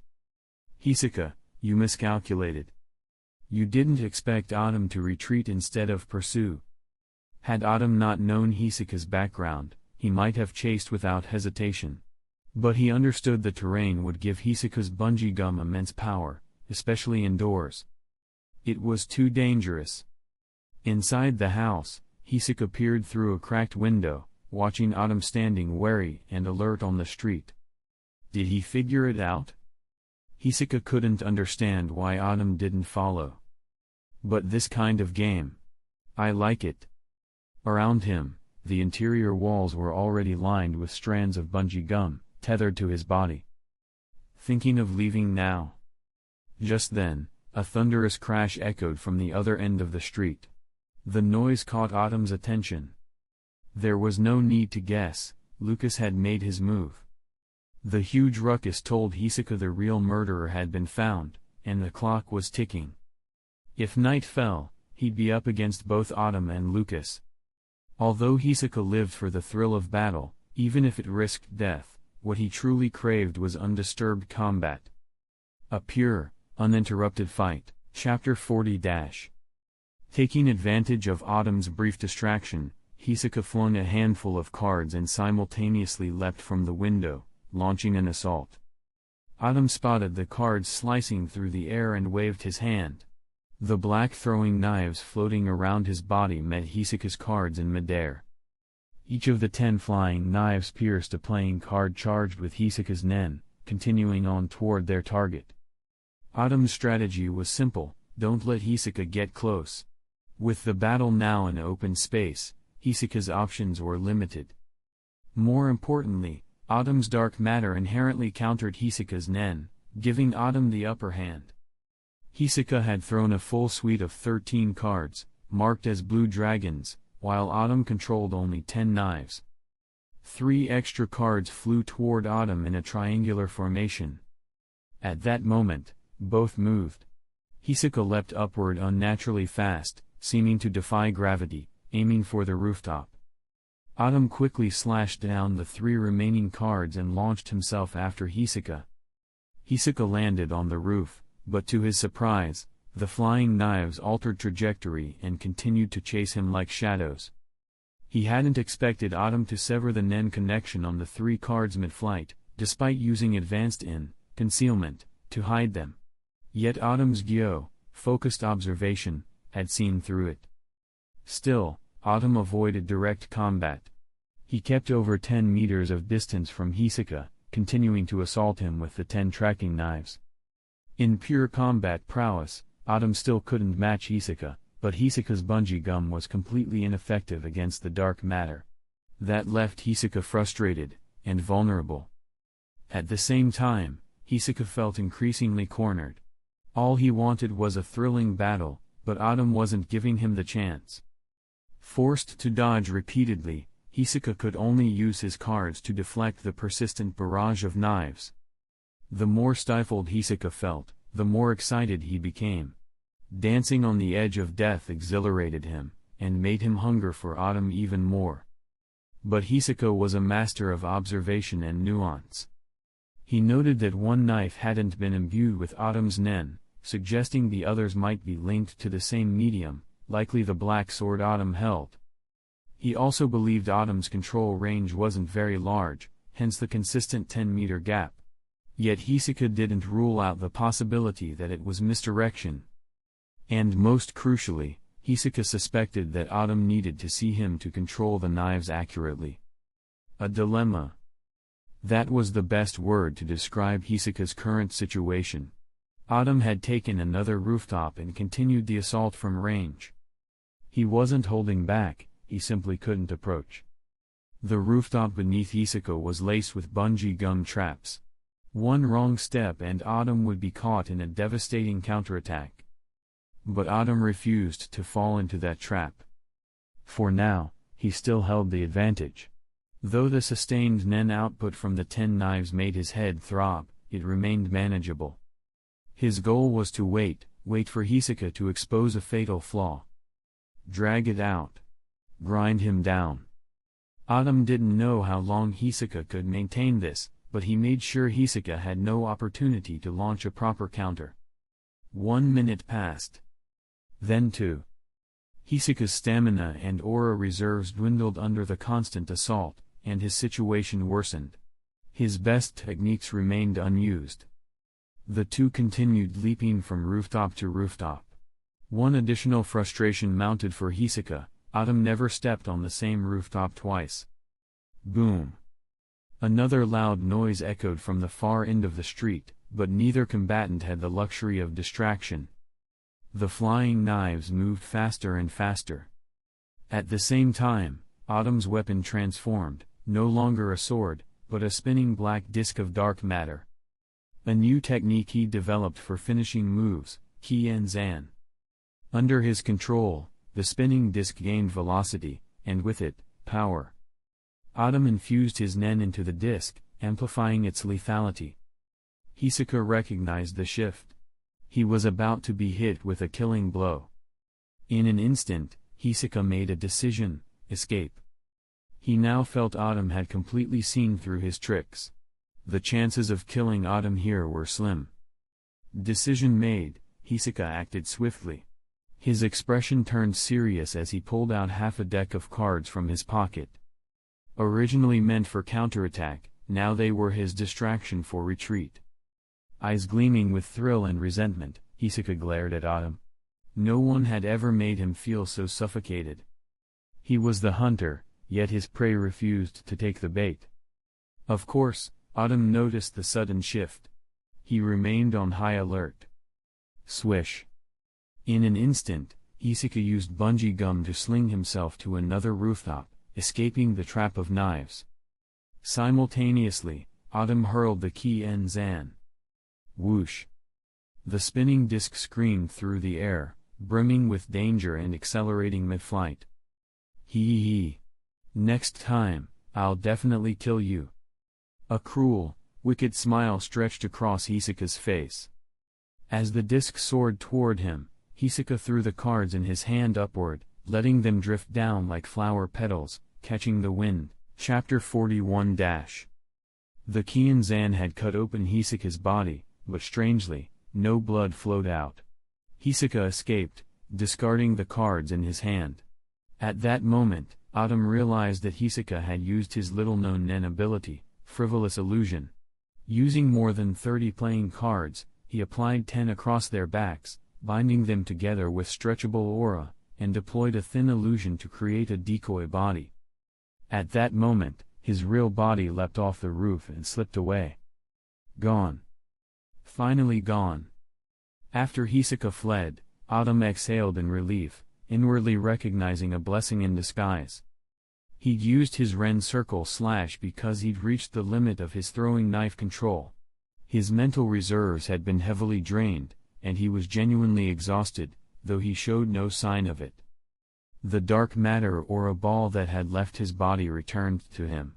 Standing on the rooftop, Autumn watched Lucas carrying a disfigured corpse on his shoulders, slowly approaching. "Autumn, what just happened?" Lucas reached the roof and peered down the street, concern in his voice. Having just fought, he knew something extraordinary had occurred. Autumn jumped up beside Lucas, shook his head, and said, "I encountered a madman named Hisoka." "Hisoka? You met him?" Lucas frowned. Autumn nodded. "Is this the murderer from before?" He carefully examined the man Lucas carried. Though not yet fully dead, he wouldn't survive long, his bones were badly broken. Lucas grimly nodded. "Yes. Let's move, others will handle things here." Side by side, Lucas and Autumn headed back toward the manor. Across the street, Hisoka, uninjured but weary, leaned against a wall, replaying the fight. He lowered his head and twisted his lips into a sinister smile. Autumn and Hisoka had both reached their limits. Suddenly, Hisoka sensed something. He lifted his head, and vanished from sight. "Little mice, scavenging?" he whispered, appearing behind two young men bending over the corpse. Shocked by the soft voice, they spun around, faces twisted in fear. But before they could fully react, Hisoka flicked a card at their necks. They cried out in pain and collapsed. Bang! Bang! Both dropped to the ground, silent. Hisoka, holding the two of diamonds, licked the blood from the card's corner. "Bah, disgusting rotten apples." He spat out the blood, murmured to himself, and then threw the card at the nearest fallen man. "Delicious, ripe wild apples, just for me." He laughed wildly and strolled away into the night. Back at the manor, Autumn and Lucas handed the wounded man over to Victor. The mission was complete. After parting with Lucas, Autumn returned to his quarters, told Celia he needed rest, and collapsed onto his bed, head buried in the covers. Tonight's battle had exposed his weaknesses and strengths. He also realized that if he'd been stronger, and better mastered his dark matter, Hisoka wouldn't have escaped. He slipped into quiet sleep under the pitch-black night. 10 days passed. During these days, Autumn and Lucas patrolled the West District. Whenever local forces couldn't handle trouble, they stepped in. Though occupied, Autumn remained watchful. Hisoka would surely strike again. He seized every moment to train. One evening, after dinner, Victor appeared at Autumn's door. "Lord Victor." Autumn stood and bowed. Expressionless, Victor said, "Let's go. The elder wants to see you." "Yes, sir." Autumn followed Victor to meet Siegel, who awaited him with two others, Bowen and Viginon. He'd seen these two when Siegel attended the elders' meeting. Bowen was tall and lean, over 2 meters, towering over Autumn. Viginon was short and round, about 1.6 m tall, bald, with a harmless demeanor. "Good evening, Elder," Autumn greeted softly as he stood beside Viginon. Siegel, seated with eyes closed, opened them when he heard Autumn's voice. He glanced at Autumn, Bowen, and Viginon, and said, "Yongin, this mission is yours." "Yes, Elder. I will not fail," Yongin replied, stepping forward to stand in line with Autumn and the others. Siegel nodded. "Retrieve what belongs to me." "I understand," Yongin affirmed. Then he turned to Autumn, "Let's go." Autumn bowed again to Siegel, then joined Yongin as they left. He still didn't know the mission details, only that they were to retrieve something important for Siegel, Chapter 42 was an author's note. So, Chapter 43 As soon as they walked out of the manor, Yongin, who was 2 steps ahead, said, "This time, our mission is not in Meteor Street." At once, Bowen and Viginon were stunned, shock playing on their faces, while Autumn lowered his head slightly, a glint lighting his eyes. The opportunity has come. Since the mission wasn't in Meteor Street, it had to be outside that area. Autumn, who'd long dreamed of leaving, instantly recognized this as his chance. Only after they passed the central city did Autumn notice the old, dilapidated truck parked nearby, waiting. Yongin strode to the passenger side, opened it, and climbed in. He turned to Autumn, Bowen, and Viginon. "Get in the bed of the truck." "Yes," they responded quickly and climbed up. Yongin looked to the driver. "Drive." The driver nodded. "Yes, Master Yongin." The truck started, moving gradually away from the city into the night. Sitting in the back, Autumn gazed at the starry sky above Meteor Street, but his heart raced. He was planning his escape. This was his chance. If he wanted another, he didn't know when, or if, it would come. Meteor City's living conditions had improved since Autumn's rise in power, yet so had control over him. Now that there was a chance to escape, the key challenge would be evading Yongin's watchful eye. As dawn broke, its light seemed to bless Autumn's departure and welcome him to a new life. The truck rumbled far across piles of trash before stopping at the edge of a vast desert. Click. Yongin opened the door and climbed out. Autumn, Bowen, and Viginon jumped down too. "Let's go, we're now in the world beyond Meteor Street," Yongin announced, striding off. They followed, walking swiftly until late morning, when a town appeared before them. Indapur Town. The closest settlement to the desert that houses Meteor Street. Garbage trucks came and went daily, making it modestly prosperous, driven by hotels and transport networks. Drivers from around the world ate, slept, and relaxed here. Locals traded with them, selling cultural goods from afar. Walking the streets, Autumn observed customs unlike Meteor Street's. Bowen and Viginon, also first-timers, were equally curious. Greenery flourished, rare back home. Children played, relatives chatted. It was all so new to them. Guided by Yongin, the 4 entered a restaurant. 4 extra-large fried rices. Clearly, Yongin had been beyond Meteor Street before. He spoke confidently to the waiter. The waitress glanced at their clean, worn clothing, nodded, and said, "Please wait, 4 extra-large fried rices coming up." Yongin waved for them to sit. "We've 2 hours. Wander, then meet back at 3 p.m. "Yes." They chorused, lowering their heads in obedient agreement. Bowen and Viginon exchanged excited looks. Autumn remained composed. Soon, 4 enormous plates of fried rice were served. Autumn took the first bite, flavors he had missed rushed back to him. It was his first taste of richly seasoned food in over half a year. As Autumn sighed in appreciation, Bowen and Viginon were so moved they cried out. The flavors exploded in their mouths, making this, their first real feast, the most delicious meal imaginable. They devoured their plates, crying with joy. Each licked the plate clean. If anyone else had witnessed it, they might have been embarrassed. Including the waitress. She watched, eyebrows raised, clearly appalled by their behavior. But in Meteor Street, waste is the gravest sin. Bowen and Viginon revered every grain on the plate as precious. Yongin and Autumn finished neatly. Then Yongin pulled out a stack of small denomination ringgits, calling the waiter, "Check please." "Now respectful," she returned cheerfully.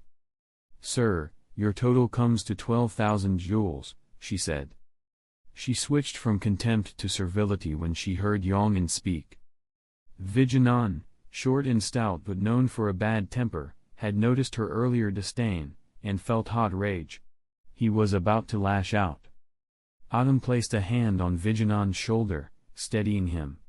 Vijanan looked confused. Autumn said quietly, "No need for trouble, Vijanan." The waitress had no idea how close she'd come to harm.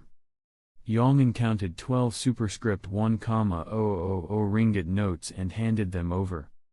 Then he distributed a further 5,000 ringgits each to Autumn, Bowen, and Vijanan. Ho, ho, ho hunters. Time for your cult-required break. Don't ask me what the ho-ho-ho was about. Ike. Let's just keep going. Chapter 44 - With a huge sum of money, Autumn didn't wander the town like Bowen and Vijanan. Instead, he found a rooftop and lay down. He also confirmed the date from local residents, August 28, 1996. In Autumn's memory, this meant there were fewer than 3 years until the original story began. Roughly 2 years prior, the Kurta clan, known for their scarlet eyes, one of the world's 7 most beautiful treasures, was massacred by the Phantom Troop. Only Kurapika Kurta remained. But lacking intelligence, Autumn couldn't make a solid judgment. "Autumn, don't you want to go explore the outside world?" Suddenly, Yongin appeared silently beside Autumn, sitting on the roof. Lord Yongin. Startled by the elusive presence, Autumn quickly sat up and turned to look at him. He shook his head. "I'll just wait here." His words carried double meaning. He wasn't just waiting for the meeting, he was waiting for Yongin. Since Yongin had handed out 5,000 ringgits each and scheduled a regroup time, Autumn began to suspect Yongin's intentions. This money clearly didn't come from Siegel. It had to be Yongin's own. "Oh? So you knew I was looking for you?" With a cryptic smile, Yongin eyed Autumn calmly. "It was just a guess," Autumn replied. "Hee." Yongin chuckled. "Smart people tend to survive Meteor Street. Can you guess why I sought you out?" Autumn shook his head. "I don't know." Yongin then stared at him with piercing focus. "So, what's the real function of your Nen ability?" Suddenly, Autumn felt locked in place. A deadly pressure crept into his chest. He went silent. He realized this Yongin was only an illusion, likely a 10-based projection. The real Yongin was hidden. And if he didn't respond, he'd probably die. He also realized that Yongin was planning to absorb or replicate his ability, Dark Matter Plunder. Resolving himself, Autumn activated his Nen ability, Dark Matter Plunder, and said evenly, "Give and take. That's my ability." Yongin waited silently. "I give my ability to others to amplify their Nen. I absorb the abilities of those I personally kill, fusion-type users, and grow stronger." Though Autumn appeared calm, he was on edge. He didn't know the full nature of Yongin's Nen, nor could he locate his true body. All he could do was answer the question truthfully. "This is the price of power, huh? A fascinating ability." Yongin's real body appeared, directly behind Autumn. The sudden arrival gave Autumn the eerie feeling that Yongin had been there the whole time, just unnoticed. Yongin placed a serrated dagger at Autumn's neck and asked again, "So, if you die, what happens to Callio?" Autumn didn't dare move. A wrong twitch in Yongin could slit his throat. "Maybe he'll get stronger. Maybe nothing will happen," Autumn replied quietly. "Plunder goes both ways." The wind stopped. The clouds scattered. Yongin released a killing aura that pressed down hard. "Then give me a piece, too." Autumn didn't speak. Instead, he acted, offering the Dark Matter Orb of Dark Matter Plunder to Yongin. This was what Autumn had hoped for. Though excited, he stayed composed. His expression, heartbeat, and posture, all perfectly calm. Nothing for Yongin, the master deceiver, to pick up on. That convinced Yongin it was the truth. He stared at the glowing orb of blue and purple light in Autumn's palm, thought briefly, and took it. Autumn instantly felt his Nen leave his back. Though outwardly calm, he noticed Yongin still holding the orb behind him, the dagger still cold on his neck. He knew Yongin had stepped away, but acted as if nothing happened.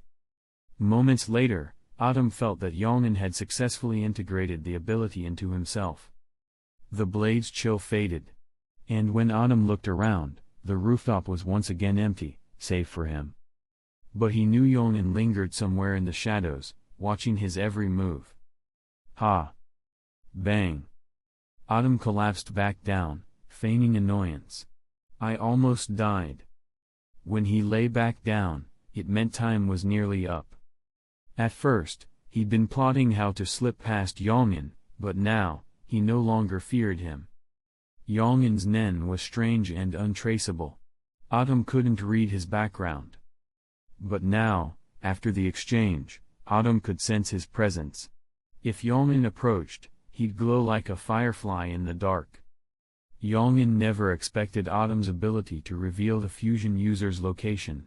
Though Yongin's aura was stronger, that advantage became a weakness against Autumn. No Nen ability is perfect. Not even Autumn's. If one didn't want to be sensed, all they had to do was use Zetsu, suppress their aura completely. When the time came, Autumn was first to reach the town's entrance. Bowen and Vijanan arrived shortly after. But Autumn knew the true second arrival was Yongin, still hiding and watching. Autumn, Lord Yongin isn't here yet? Bowen, elated by the outside world's vibrance, asked with a smile. Not yet, Autumn answered, shaking his head. Chapter 45 At 3 o'clock in the afternoon, Yongin appeared on time. However, only Autumn and Yongin knew that the Yongin who appeared was actually a decoy. This wasn't a calculated tactic, just Yongin's nature. That's why he was known as a master deceiver. If you believed he was real, then you'd already lost, because he was always fake. Lord Yongin. Seeing him, the three immediately bowed in greeting. Yongin ignored them and instead turned his gaze to a black extended luxury car approaching. When the car stopped in front of him, a young man in a suit stepped out from the driver's seat. Excuse me, are you Lord Yongin? The suited man stood respectfully before Yongin, speaking politely. Nodding, Yongin replied, That's me. You're late. Though it wasn't scolding, the young man seemed startled and quickly responded, Master Yongin, I'm so sorry.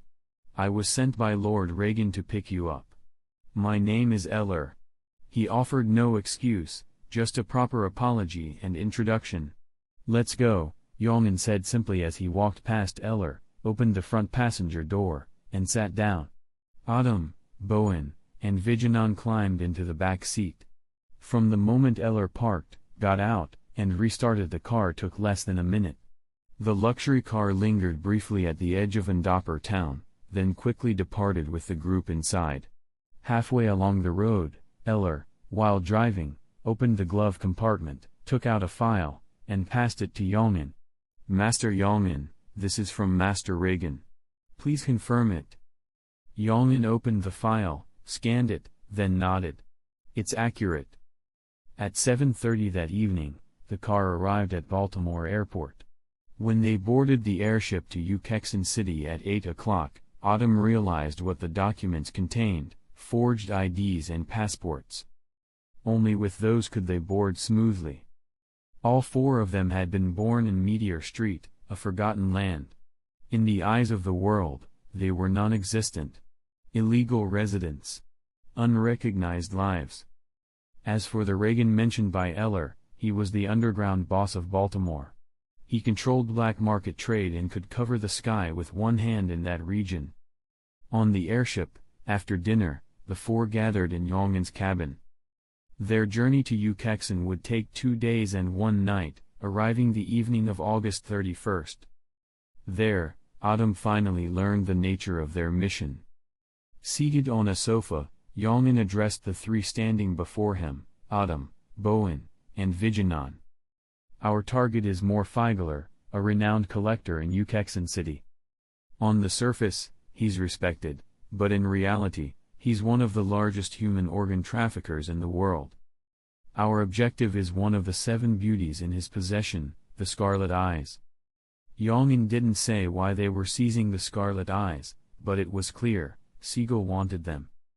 In truth, the Scarlet Eyes had been part of a trade several months ago between Morfeigler and Siegel, who also collected human organs.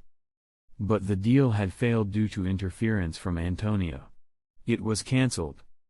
Amira had been ambushed that same night by Byron, who implanted his Nen ability into her, leading to her death. The deal collapsed, and Morfeigler's men reclaimed the Scarlet Eyes. Still, Siegel refused to give up. If he couldn't buy them, he would take them by force. That was why Autumn now had this mission. Yes, the three replied quickly, standing at attention. Yongin continued, according to intel, the target is guarded by a team of Nen users. Your task is simple. Kill them all. Though he spoke coldly, his tone remained emotionless.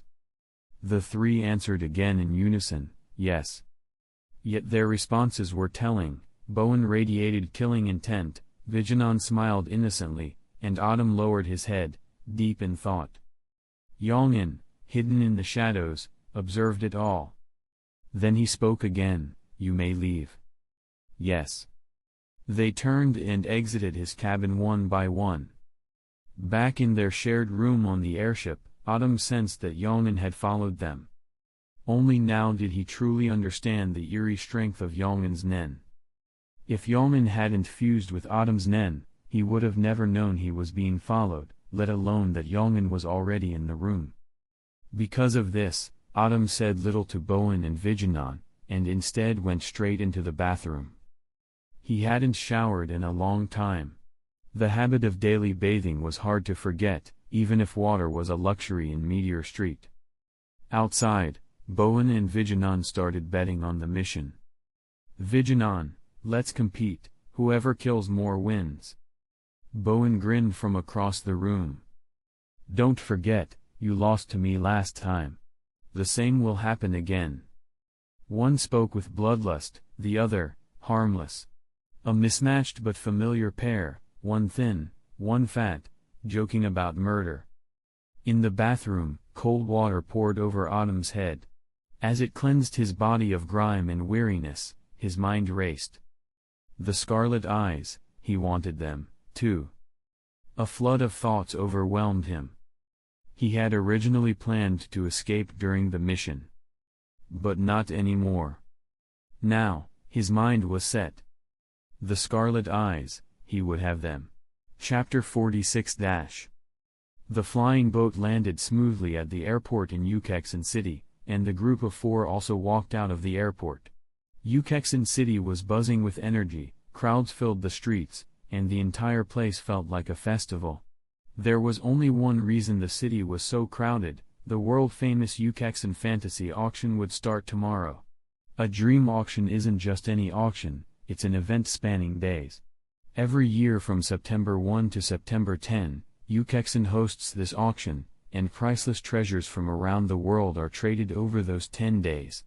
Its fame draws crowds from everywhere. After weaving through the streets of Yoooooooooooo City, Autumn and his three companions soon checked into a grand hotel called Ferragamo. As for how they got their room, of course, normal check-in was out of the question, so they broke in and eliminated its occupants. Proof lay in the man and woman lying on the floor, necks snapped.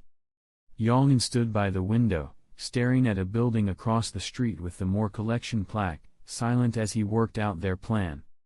After a moment, Yongin said, "Tomorrow night at 7 p.m. there's a human organ auction in the basement. Our target will appear, so..." He paused, then said, "Let's make a big scene."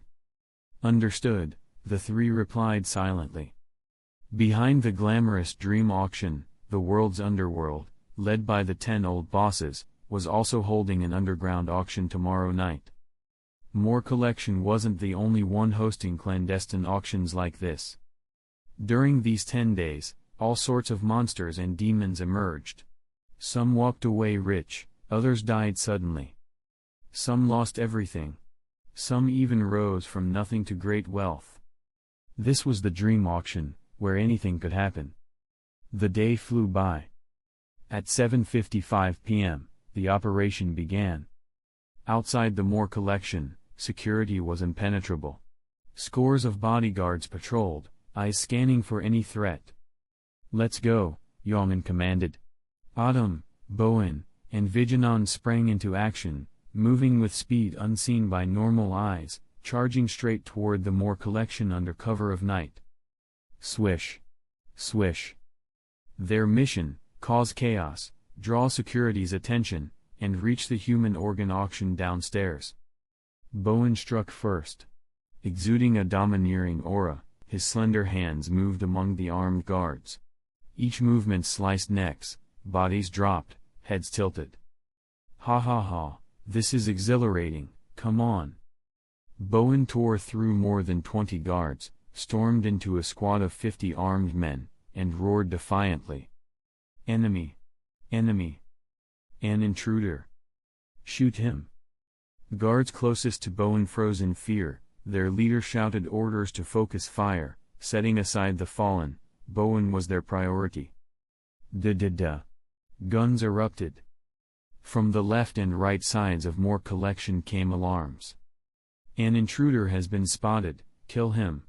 Someone's broken in, open fire." Meanwhile, Viginon was no slouch. Looking harmless but wielding two materialized axes, he chopped down each guard he faced. His body was drenched in blood, he reveled in it. He, no one escapes. Compared to Bowen's brutality and Viginon's gore, Autumn was almost serene. He walked deliberately, calm and composed, while 3 black orbs hovered around him, slicing necks with precision. Heads fell in silent detachment.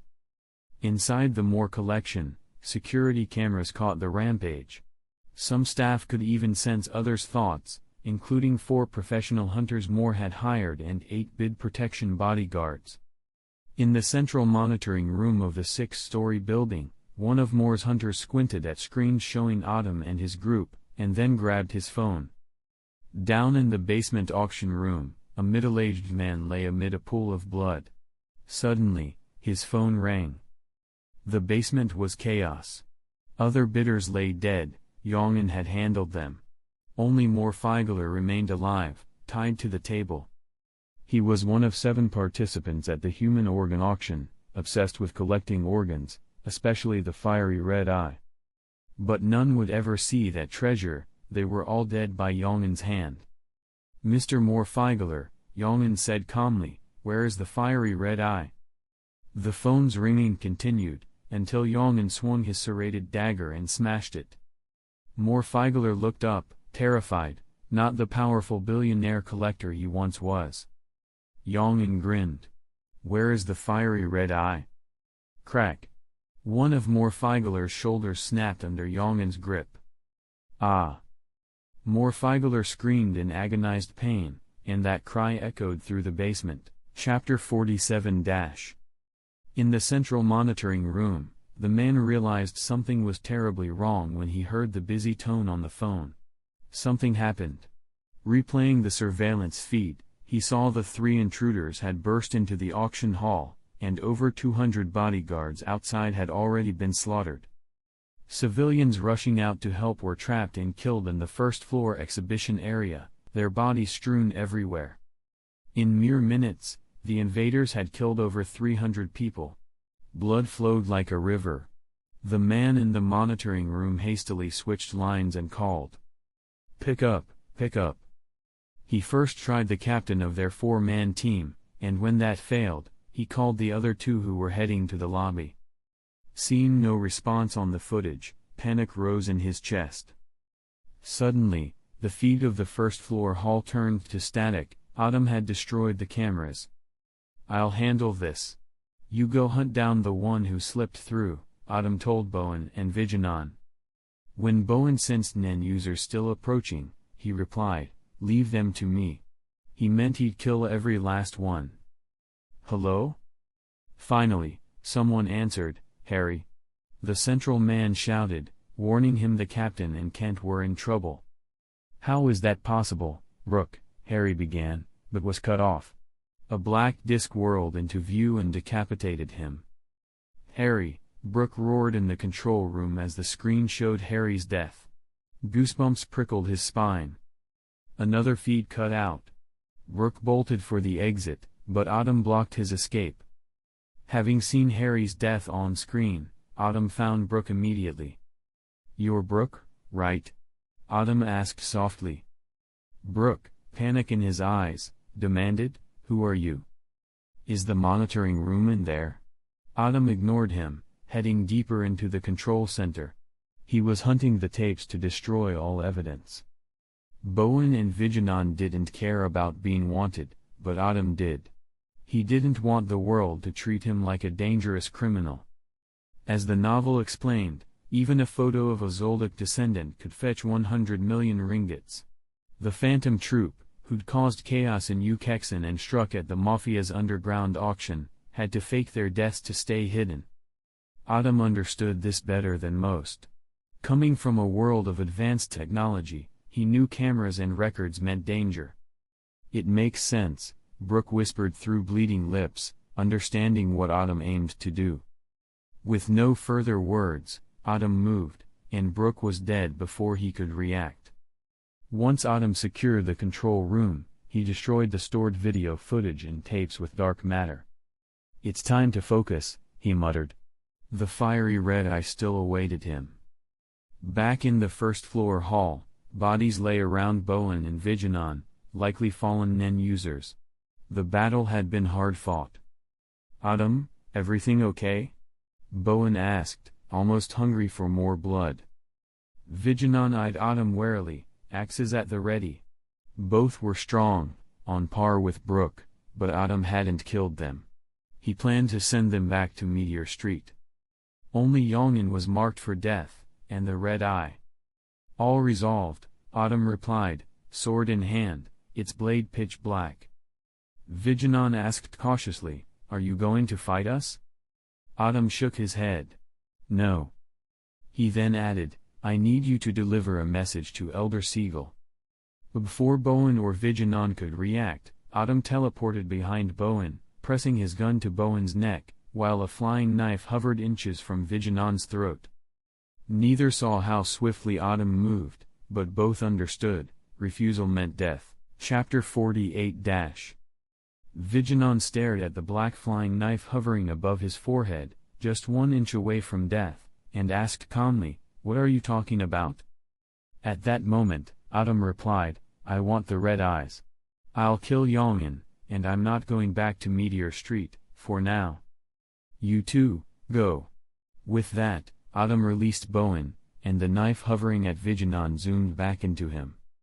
"Autumn, do you even know what you're doing?" Bowen watched Autumn walk toward the basement, resisting the urge to stop him, and growled low. He wanted to intervene, but he knew he'd die doing so.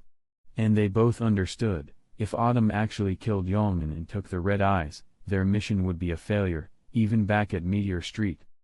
Thinking of that, Bowen and Vigenon felt uneasy. Autumn strode past slain bodies at the basement entrance, opened the door, and stepped inside. At that moment, Yongin, inspecting the authenticity of the red eyes on the auction table, glanced up at Autumn. "You couldn't resist attacking me, could you?" he said, placing the flaming eyes on his hand atop the table before walking slowly toward Autumn. Autumn didn't reply. Instead, he shut the door and fixed his gaze on the 2 pairs of fiery red eyes. He thought their mission was for a single pair, but now there were 2. "I want the fiery red eyes. And I want your life too," Autumn said calmly, knife in hand. "Yongin," he added, voice steady. "It just so happens I want your life too. I haven't forgotten little Amira died in your arms." With that, Autumn drew his sword and struck. Clang. Steel rang in the empty room. Yongin reappeared, eyes widening with shock. The agile Yongin backed off, scowling. "How did you find me?" Immediately, the figure he had been facing vanished into specks of light. Yongin was using stealth. "Don't forget, you once used your nen in front of me," Autumn said, turning toward an empty spot to his right. When Yongin rematerialized, Autumn correctly assessed his telepathic abilities. No, as long as I don't take action, it's impossible for me to be discovered, Yongin snarled, but Autumn wasn't surprised. It's your mind ability. Did you notice it? Autumn asked, folding his arms. Yongin's face darkened even further. Lord Yongin, did you know? I planned to flee after leaving Meteor Street, but you delivered yourself to me. I stayed back only to discover your telepathy's weakness. Your reading is strange, mysterious, powerful. A true trickster's skill. Autumn paused. He held back because Yongin in front of him was an illusion. And with his back against the only exit, Yongin couldn't escape unseen. Everywhere Yongin hid, Autumn's gaze followed. When Yongin crept to within 10 meters, Autumn did something shocking. He formed the circle in advanced Nen technique. A 15-meter radius glowed around him, smashing Yongin's stealth and telepathy. Yongin reappeared, fury and disbelief on his face. Impossible? How did you learn my telepathic secret? Because Autumn's circle exposed him, Yongin lost his Nen for 24 hours, and any Nen used before Autumn would fail. His telepathy, like a magic trick, was now revealed, and powerless. Though Autumn didn't yet know all its limits, he knew enough. With a nod, Autumn deactivated the circle. Nen isn't perfect, no more than any person. The stronger an ability, the deadlier its flaw. Yours is no exception. Yongin, still shaken, lurched backward. Autumn let 3 black discs, his Nen attacked Qi Yuan Zhan, whirl into formation. He noted Yongin had stopped using Nen after the circle exposed him, so he remained alert, fearing Yongin might try escaping. 3 Nen discs flew toward Yongin. They were deadly, but without Nen infusion, they were only shadows. Yongin, recovering from shock, drew twin serrated daggers, Nen blades, and slashed at the incoming discs. Clang, clang, clang. The weapons collided as Yongin charged Autumn. Chapter 49 - It's a trick. Seeing Yongin rush toward him, Autumn instantly went on high alert and slashed with his sword. Clang. Yongin used his right-hand dagger to block the strike, then swiftly swung his left dagger at Autumn's heart. Autumn pulled back half a step and swung again. Clang. Meanwhile, the 3 Qi circle slashes, previously blocked by Yongin, were controlled by Autumn to strike from behind at high speed. Like he had eyes in the back of his head, Yongin closed in, using the recoil from Autumn's sword clash, flipping in midair and landing behind Autumn. He just avoided the Qi circle slashes, but Autumn now had to face the attack. However, upon contact, the 3 Qi circle slashes melted into Autumn, who then conjured a dark matter shield above his head. Clang. Yongin, swinging his right-hand dagger at Autumn's head, was blocked again by the shield. He rolled away to the ground, staring at the arcs above, realizing he was in grave danger. Are you temporarily unable to use Nen, or unable to use it around me? Autumn asked, noting Yongin hadn't used Nen since the circle exposed him. Seeing no visible change, Autumn's eyes flashed. He activated his 3 Qi Yuan Zhan, spinning them around himself, and charged with a black Mo Dao in hand. Even if Yongin still had Nen, many of his options were now neutered, his strength dropped by at least 30%. Boom. Yongin prepared to fight to the death, body glowing like fire. But he found Autumn was overwhelmingly stronger. After stepping back 2 paces, Yongin revealed weakness. The 3 Qi Yuan Zhan launched, and at close range, Yongin could only shift defensively. But Autumn pressed relentlessly, swinging his black sword and leaving no room to breathe. Eventually, Yongin, caught in the pressure, lost his right arm to a Qi circle slash. Brush. Blood gushed from the severed arm. He wrapped the wound with Nen's energy, but his defense collapsed further. He managed to block another slash aimed at his left side, but a third flew from behind, slicing at his neck. Pale and desperate, Yongin leaped right, sacrificing one leg to escape Autumn's reach.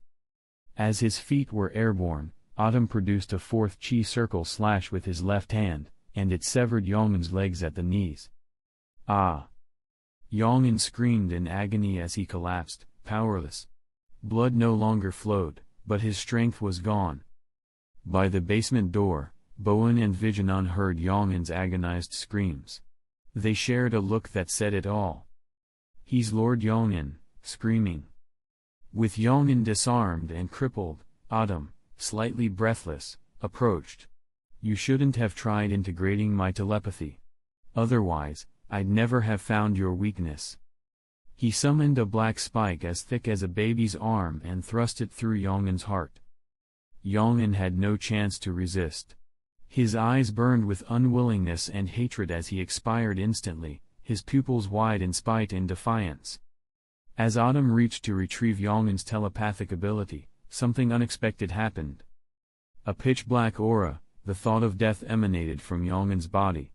Autumn's expression shifted. This aura revealed the after-death memories. Before Autumn could harvest it, the aura vanished, plundered by Autumn's dark matter. Inside Yong'in's body, Autumn extracted a blue-purple orb of light. Within it appeared a ghostly gray-black form with closed eyes, Yong'in's likeness. "Hey Tilda." Expectant, Autumn injected the plundered energy into the dark world. Cloaked in darkness, motionless, he absorbed the gift from beyond. Chapter 50-. 10 minutes later, the tightly locked basement door of the Moore collection suddenly swung open. Tap, tap, tap. The sound of footsteps was like giant hammers pounding on Bowen and Vijanon's hearts outside the door. Only when Autumn silently emerged from the passage did the pale-faced Bowen and Vijanon snap out of their shock. Autumn was still alive, so Yong'in was certainly dead. In his hand was a black box, almost certainly containing the mission's prize, the fiery red eyes. After leaving the Moore collection, Autumn checked into another grand hotel. As for funds, he'd just find someone to rob. Settled on the top floor, looking out at the Ukexan city night sky, Autumn felt limitless freedom. 5 days later, having synced his knowledge with the world and acclimated beyond that outsider feeling from Meteor Street, Autumn headed to a famed underground casino and a prominent hotel. His goal wasn't gambling, it was securing a legal identity card in this world. Meanwhile, Bowen and Vijanon returned to Meteor Street with Yong'in's body and stood before Siegel, who had learned their mission failed, Autumn had defected, and Yong'in was dead.